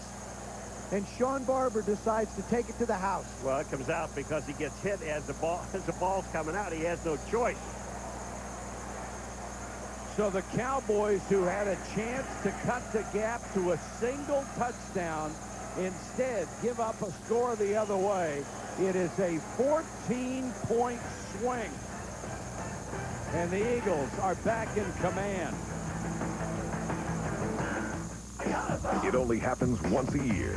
Toyotathon 03. This year-end tradition features the #1 selling car, Camry. IntelliChoice calls it an excellent value. And the all-new V8 4Runner. Larger, more powerful, more SUV for your money. Only your Toyota dealers have the quality, selection, and values you've waited for all year. Toyotathon 03. Don't miss it.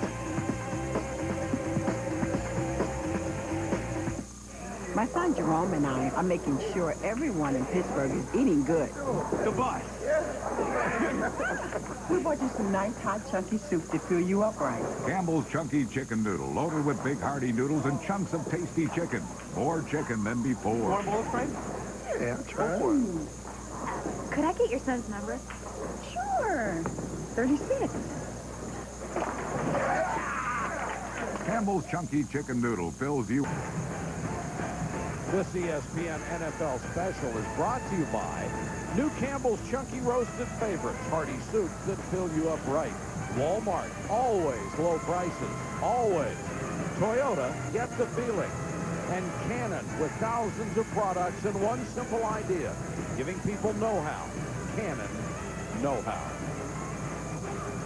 Galleria Mall in Dallas with the world's largest indoor Christmas tree, 80 feet. We have one of those at our house. Yours is only 75. No, we cut the ceiling out. No, the way it goes that high. The way you tell stories about Christmas trees, I'm surprised it's 2 feet tall. Woody Dantzler is deep.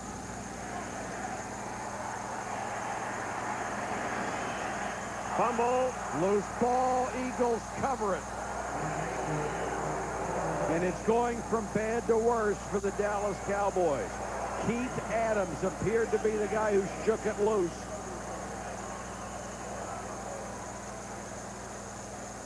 How do you play Dave Campo? This is a rookie return guy, just lazy in his way, cruising along like it's a Sunday stroll instead of returning a kick coming out. Keith Adams just gives him a shot. I mean, he's just like he's out on a jog. I mean, he's just dancing along, and then pow, ball comes flying out. He was on a jog for about for a moment. How do you blame Dave Campo for that? Damian Douglas got the recovery, and now Deuce Staley will have a chance to add to his total. Instead, Feely play action, and he'll take off. Dragged down from behind by Colston Weatherington. So the Eagles well on their way to their 12th win of the year. One more gives them home field advantage throughout the playoffs. And even though home field hasn't been that big a deal this year, it will be in the playoffs. It certainly will, especially if you're having to go to Tampa or having to go to Green Bay or having to go to Philadelphia. Especially in Philadelphia, you get him on that great field. Pinkston. He's wrapped up. Nice play that time by Goodrich. Boy, Goodrich. Monday Night Countdown at 7:30 Eastern this week on ESPN is the best place to get ready for Monday Night Football. Then on ABC at 9. The Monday night game, Plexico Burris and the Steelers against Warren Sapp and the Bucks. Speaking of the Buccaneers.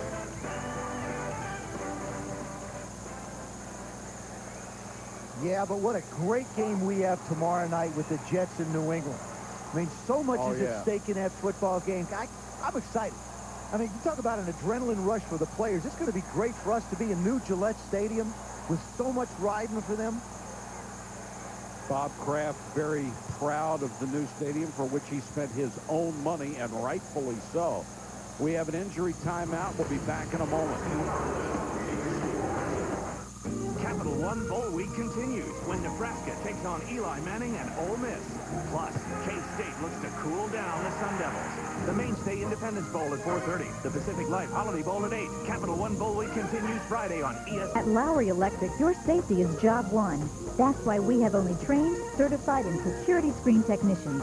Are you tired of blowing fuses, tripping breakers, or unsafe wiring? Need extra outlets or outside lights? Want fixtures or fans installed? Call Lowry Electric, the Reader's Choice Award winner. Mention this ad and get a free electrical safety inspection. At Lowry Electric, we always give you a price up front before doing the work. We guarantee the price and we guarantee the work.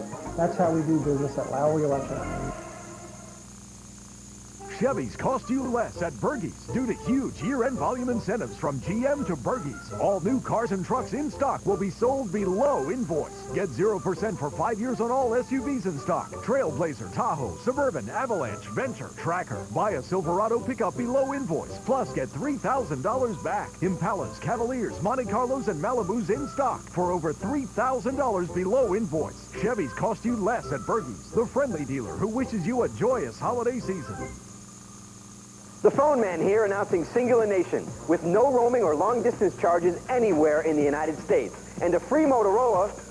No charges from here, Dad? Yes, and a free Motorola even from here, Dad. How about here, Dad? From here, too, Dad? Yes, kids, with Singular Nation, you never pay roaming or long distance again. Act now and receive a Motorola 120T absolutely free. Portable Communications, home of the phone man. Now open at the Hilltown Plaza in Souderton. In what may be the final home game for the great Emmitt Smith. Nothing going right tonight.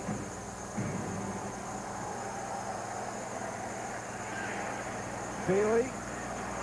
Dorsey Levens, nice juggling catch.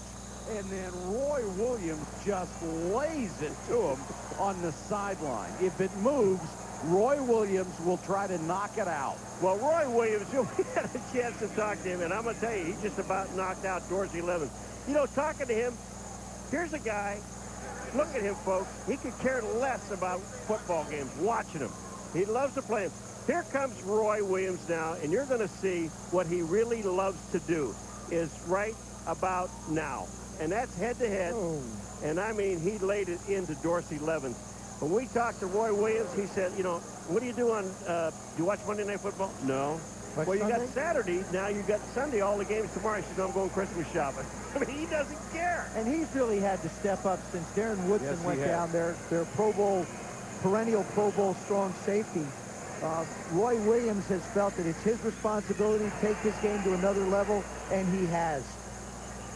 Good news, Dorsey Levens is up. And Roy Williams, when we talked to him the other day, you can't remember anyone who has smiled and laughed that much at just about every question. But one thing that he loves to do, as you watch him here, is hit people, and he does know how to do it. He gets the interception. Look at this. I mean, that would Mason just have to get in his way as he was going somewhere. And he's not real thrilled with the fact he didn't make the Pro Bowl. Akers, who hit from 32, will try one from 39. And keeps it inside the upright for the field goal. So the Eagles take advantage of another break, and they are in complete command in Texas. So 20 seconds left. Garcia looks left. He's got this weak side blitz coming, right? Take a snap. It's a 3-step drop. Bunch of big guys trying to kill him. Dodges this one safety. Ducks under this tackle. Launch this awkward, just swirly looking field eagle y'all prayer to the corner of the end zone. Right into the hands of J.J. Stokes. Touchdown. Touchdown! Should have been there. Should have been there. You should have been there. If you want to be there, bring your Visa card, because you can't buy 49er tickets at 3Com Park with American Express. You should have been there. As a rule, women don't know how to procrastinate. Don't have a clue. Yeah. It's showtime. My wife finished her Christmas shopping in August. Boring. Most places that we go to do not have a good selection of gifts on Christmas Eve. Walmart always seems to have a lot of things in stock and waiting for us to buy. Stocking stuffers. Walmart has everything. I know I can come in here and find what I need, even at the last minute. Exactly. It's a nice handbag. How do I look? Get everything you need, get it done, and wrap it up. That's fun. It only happens once a year. Toyotathon 03. This year-end tradition features the #1 selling car, Camry. IntelliChoice calls it an excellent value.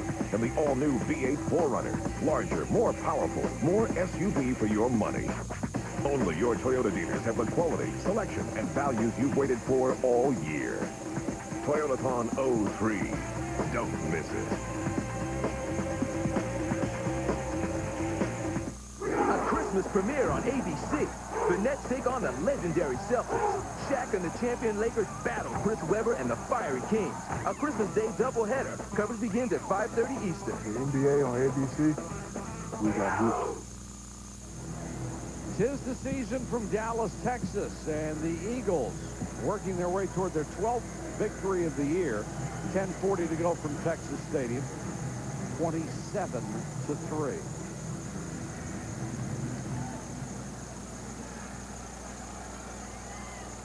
Dantzler, who fumbled the last time. Fumble again. Fumbled again. Took a wicked hit again. This time the Cowboys cover up. Let's go to Susie Culver. Well, Mike, tonight you're seeing how impressive this Eagles defense can be, and Brian Dawkins is one of the guys that makes them go. He's trying to redefine the safety position, and few players are as versatile as him. He's fast. He knows how to find the football. He believes you couldn't just plug anybody into his position in this defense. He wants people to know you have to reckon with him. And, Mike, earlier this season, he was the first player in the NFL to record a sack, an interception, a fumble recovery, and catch a touchdown pass all in the same game. He's done a few of those things tonight. Susie, this guy has every skill you could ask for in a safety. He can cover like a corner, hits like a ton of bricks. And he also got tired of hearing people talk about this game. The season was over when Donovan got hurt. Exactly. Eagles jump this time, and Hambrick will get a carry. Dancing in the hole. He'll lose a couple. Darwin Walker looked like he was offside. Offside. Defense, number 97. 5-yard penalty. Repeat first down.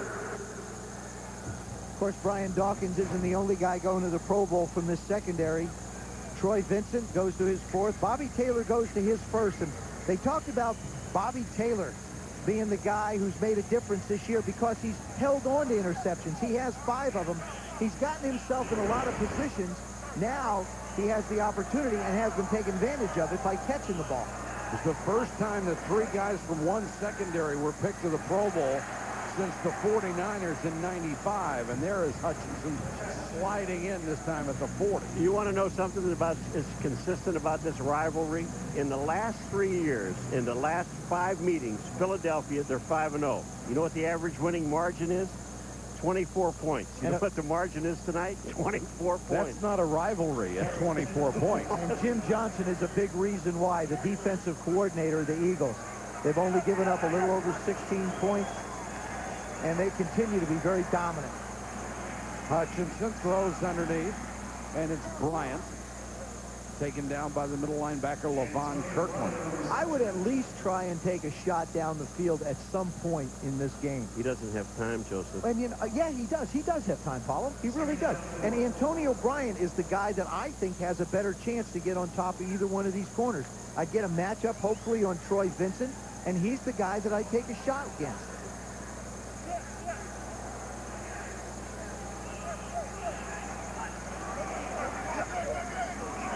There he goes. Take that shot downfield. Hutchinson buried at the 30. See how Never that had a chance. Brandon Whiting took the shot. See how that time he had to throw the ball downfield? What is the matter with you? Are you watching the same game I'm watching here? This poor kid is about to get himself killed tonight, and these guys are doing with a 4-man rush. Here comes Brandon Whiting again. He's the guy that hit him on the play that went for the touchdown on the interception. Here he is again with the sack. And we were talking to Dave Campo. He said because of the inexperience on this offensive line, if they run ET tricks, which is the end and tackle crisscrossing, he said our guys can't pick it up. That time, Javier Collins couldn't find the right guy. That was the 2nd sack for Brendan Whiting. Give him 7 for the year. And for the Eagles, it was number 6. They lead the NFL in sacks. 8:29 to go in the game. The Eagles coasting in Dallas. This is Rich Eisen. Tonight on SportsCenter, is the Tuna heading to Texas? We've got a full interview. The AFC playoff picture finally coming into focus, and the end of Blazers-Warriors was just the beginning. SportsCenter after the game. So, Mike, what's your favorite Toyota? I don't know. There's so many models to choose from. What's your favorite? Actually, I like whatever Toyota's featuring right now. And finding out about that is as easy as logging on to buyatoyota.com. It's all right there, along with all the info you need to decide which Toyota is your favorite. You can even spec your own Toyota, find it, and get directions to the dealer. And do it all, as they say, 24/7. You know, the Solara convertible is really sweet. That's a shocker. Dude.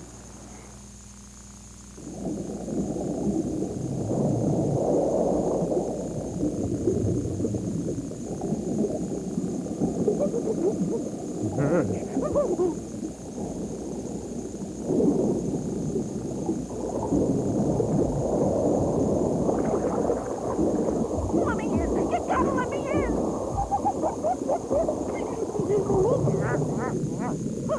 Help! Shark! Money. Everybody wants it. Everybody needs it. But can you handle it? Really? Millions of Americans can't. It's not as hard as you think. We'll show you the simple steps to controlling your finances.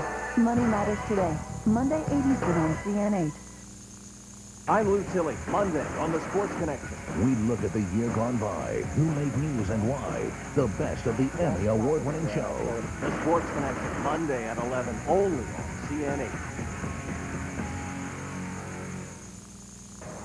Emmitt Smith with limited opportunities tonight in what may be his final game as a Dallas Cowboy at home. We certainly hope not, but it's a possibility. He said once it was better to get blown out than have to fight to the end and lose it. I don't think he really believes that. I don't think he likes losing at all. In fact, I know he doesn't. 3rd and long. Oh, boy. Hutchinson down again. The 7th sack. The ball's loose. Throw deep. You know, he doesn't have time to throw a deep screen, let alone throw deep. Boy, this ball winds up bouncing off him after he loses it again. Gets pressure from the right side. Javier Collins playing the right tackle up against N.D. Kalu. Oh, man. Kalu comes in. He goes after him low. Hit him right in the knee. Ball comes flying out. Javier Collins is a converted defensive lineman. Last year, they moved him to offense to give them some depth. 7 sacks, a loss of 51 yards on the night for that Eagle defense against Chad Hutchinson. Filipovic to kick to Mitchell, who would like to put the final nail in the coffin.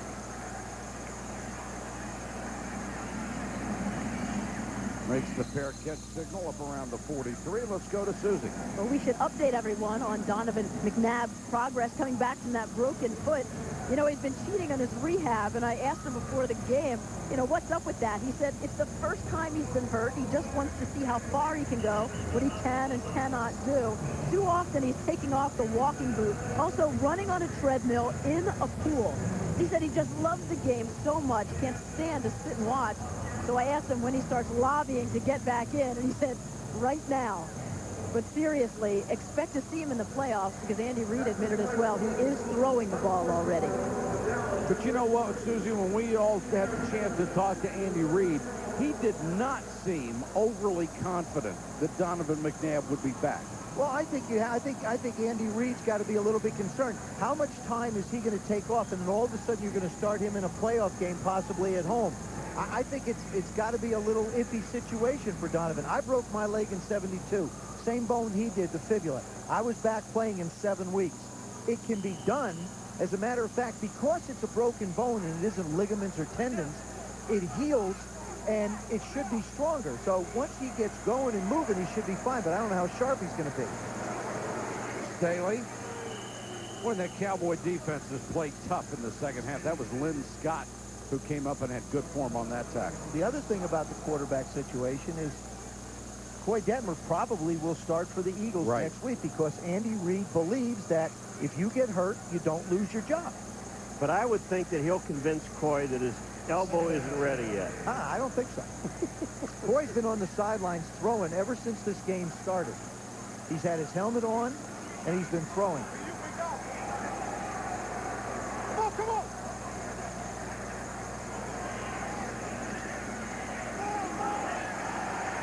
Feely lets it loose. That one was intended for Freddie Mitchell. He was well covered. Let's check in with Susie. And, Mike, we should say how cool Andy Reid has been about the quarterback situation. The whole team looked at him after Donovan went down. You, Douglas, said he watched him look at the x-rays, and obviously the results were bad, but he wanted to see how Andy would react.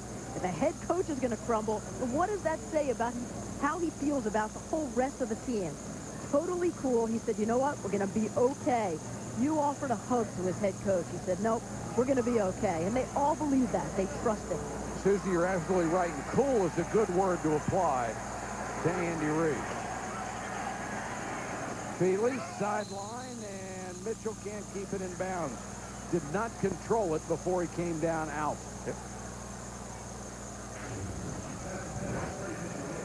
John Gruden, Andy Reid, Mike Sherman, Bill Callahan, Tony Dungy, Jeff Fisher, and Marty Schottenheimer. That would just about complete the list of Coach of the Year candidates. Who else? I think Brian Billick, the job he has done with the Baltimore Ravens, I think is a yeoman's effort because they really tore that team apart and rebuilt it. And also, I don't think Jim Fossil had a whole lot to work with in New York. I think he's another guy that could consider you could consider for it. But most of the time, the Coach of the Year is the guy near the top of the standings. And it looks like Andy Reid is going to have the opportunity to be at the zenith of the NFC. And if he gets home field advantage throughout the playoffs, and considering what he's done in the last 2 years and the way he continues to build this team, plus the fact that he is undefeated since his star quarterback Donovan McNabb got hurt, it's going to be pretty tough to deny Andy Reid that Coach of the Year victory. Well, I think it tells you about a coach when you lose the guy that's supposed to be leading your football team. Right. And then you know, but I think that the writers and everyone else made these guys play better because it really made them mad to think that only one guy on a football team the caliber of Philadelphia has to depend on one person, a quarterback. That's fine. I'm not supposed to talk. Well, you took all the time. Not yet. Yes, you did. I'll took take it all. it back. Hambrick. Not Flag much. down. There's a flag. I've always believed that, to me, it seems like the Coach of the Year is a guy that doesn't necessarily have a team that has a lot of talent. Like, I think John Gruden inherited a great defense. Andy Reid has really a lot of things happen that are very positive to his football team. Look at a guy like Marty Schottenheimer with the San Diego Chargers, who took over a team that everybody considered very poor and has them in the AFC hunt, very competitive. He would be one. Heck, I'd have given him a vote last year, what he did with the Redskins at the end of the season for them to finish 8-8. Well, he got a vote out of town after that. Well, yeah, but, you know, that's another thing. But I just think that a guy like Marty certainly deserves consideration as well. Why don't you then throw in Greg Williams? They were 3-13 in Buffalo, and now, I mean, they went out and got Drew Bledsoe, and they're 7-7. I mean, come on. I don't give him a shot. It's almost like the MVP balloting this year. I think there are a lot of candidates for that as well. Hambrick getting the backfield, bounces off a tackle, then is cut down at the 10. Lito Shepard, nice job coming up from the secondary. Lito Shepard, a rookie out of Florida, their #1 pick. You look at their as good as the Eagles are defensively, their first pick in the draft was Lito Shepard out of Florida. Their second pick was Michael Lewis out of Colorado, who probably would have been a first-rounder had people not been concerned about a rapid heartbeat. And it seems to be fine. Andy was very comfortable with it, so they've added to this defense. 2nd and 19. Hutchinson throws to his tight end for a short completion. James Whalen makes the grab. Now you know how good a defense is when a quarterback throws the ball to a receiver, and as soon as the ball hits, he's hit. There's no room for anybody to maneuver after you catch the ball. You catch it, oh, you get whacked. Well, Chad Hutchinson will have a lot of film to look at to be able to study his improvement. And I enjoyed talking to him. The young man, it was Sharp interesting. kid. Well, it was sharp, but he also said, everybody talks about rookies and the speed of the game. He said, I have no reference point. I didn't play much in college, so the speed of the game is whatever it is for me. Whalen, again, one-hand catch. Nice run after the grab up to the 28-yard line. Keep in mind, the Cowboys started this year with Quincy Carter as their quarterback. They declared him the quarterback of the future. That didn't work. That was after they had Tony Banks. That didn't work, and now they go to another young man, Chad Hutchinson. You have to have stability on a football team, and I think most of all you have to have stability at quarterback. But you can't keep drafting baseball players. That's true. Got a 97-mile-an-hour fastball. So what? Bring in somebody that has some football background that's actually had it and played. Well, unless he's going to pitch at the summer picnic for the team, it's not going to help you a lot. He's got a 97-mile-an-hour fastball. Mitchell, another flag is down as Mitchell reaches the 39, 15-yard return. You know what's going to add a little more insult to injury? Flozell Adams was limping off the field after that last play, and he's the only standing starter that they have. That would take care of all their veterans on the offensive line. Monday night at 5:30 Eastern on ESPN. Quarterback Cliff Kingsbury leads the high-powered Texas Tech offense against the Clemson Tigers in the Mazda Tangerine Bowl. That will kick off Capital One Bowl Week on ESPN and ESPN2. All Kingsbury did this year was throw 42 touchdown passes and over 4,600 yards. And if he had not had that one bad game against Oklahoma, he would have been in the Heisman balloting very high up. I had an opportunity to spend some time down at the New Orleans Bowl earlier this week that we had on ESPN2 with Cincinnati and North Texas. And there's a young man that was honored there by the name of Neil Perry, who lost his leg at San Jose State. The lower part of his leg, he had a compound fracture. They took the leg off. He has a prosthesis, and he's planning on coming back and playing football this year. That's great. What a wonderfully courageous young man. Westbrook now in to get the share of the running back duties, and it has been a struggle for the Dallas fans the last 3 years. And Emmitt Smith really just never got a chance to do much after the opening series, had 3 runs and a pass reception, and then most of the time was taken off the field after first down plays. Well, he's taken off the field now on first downs also. Westbrook across the 30, and the one I have to go back to with Emmitt Smith is when the Cowboys were still in the game, had the ball first and goal at the 9. He gets the carry on first down, gets 6 yards to the 3, and then they throw 3 times and come away with nothing. Well, I found it interesting with all the talk possibly about Bill Parcells having a conversation with Jerry Jones and Dave Campo and everything. What stands out in my mind so vividly about Bill Parcells is he made the statement, I believe, when he was with New England. He said, if you want me to do the cooking, let me go shop for the players. And with Jerry Jones having the control that he has over player development here and the players on this football team, can that actually be a marriage that can work if that comes to pass?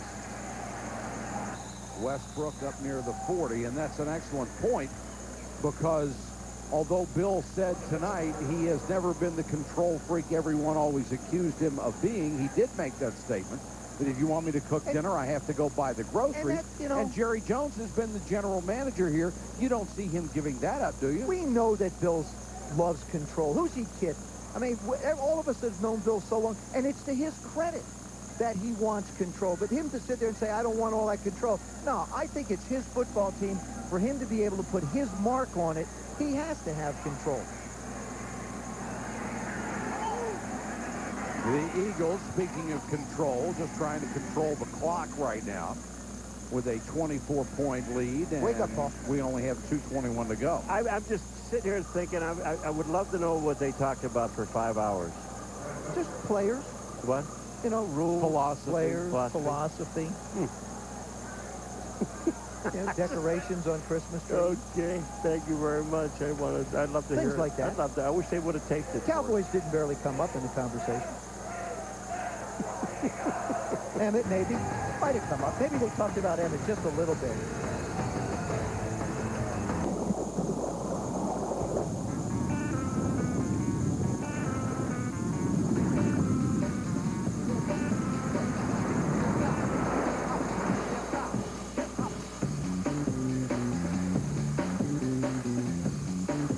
The 2003 Corolla S with greater performance.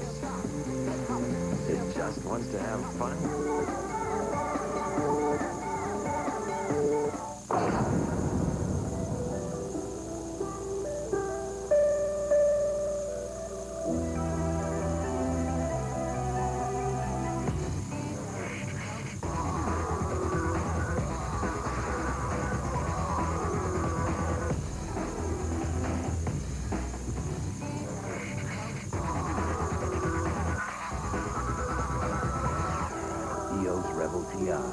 Get into it. Welcome back to the Shrine Auditorium.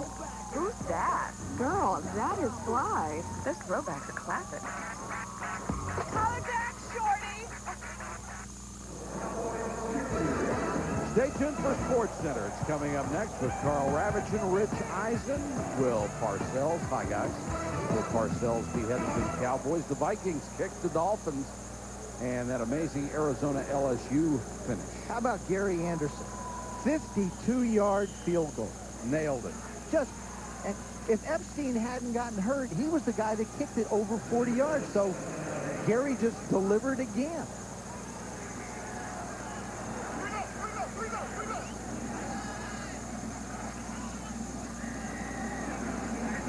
Westbrook takes it out to near the 43-yard line. The Eagles win tonight to go 12-3. They could go 13-3 with a win over the Giants next week. They have the tiebreakers on Tampa Bay and Green Bay. They would be guaranteed home field advantage throughout the playoffs. And as Jeff Lurie said, 2 more games at the dump.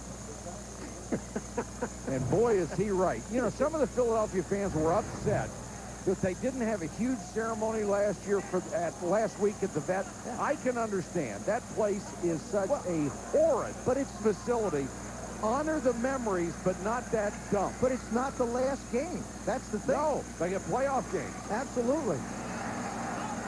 Westbrook, nice reverse into Dallas territory. We just saw a whole lot of speed. Yep. I mean, a whole lot of speed. Well, that's why Andy Reid went after Warwick Dunn. He didn't feel like he was worth $6 million, but he wanted, what he's looking for is a change of pace back. He's got a Dorsey Levens who he plays on third down. He's got a Deuce Staley who really has been able to do it all. And now he has a Brian Westbrook that can give you that burst and go the distance if you have to. You always have to have that guy around who can potentially give you that 75, 80-yard run. I watched Donovan McNabb play a game for 57 minutes on a broken leg, and that was one of the most awing things I have ever seen in sports. And he had a great game. Oh, yeah. 4 touchdown passes. Emmitt Smith leaves the field. Will it be the last time for this legend in blue and white? 4,034 carries for 17,149 yards, 153 touchdowns. We hope he'll be back next year. The Eagles win it here in Dallas for Joe Theismann, Paul McGuire, Susie Culver, and the best crew in television. This is Mike Patrick saying goodnight from Texas Stadium. This has been a presentation of ESPN, the worldwide leader in sports. We'll see you tomorrow night from New England.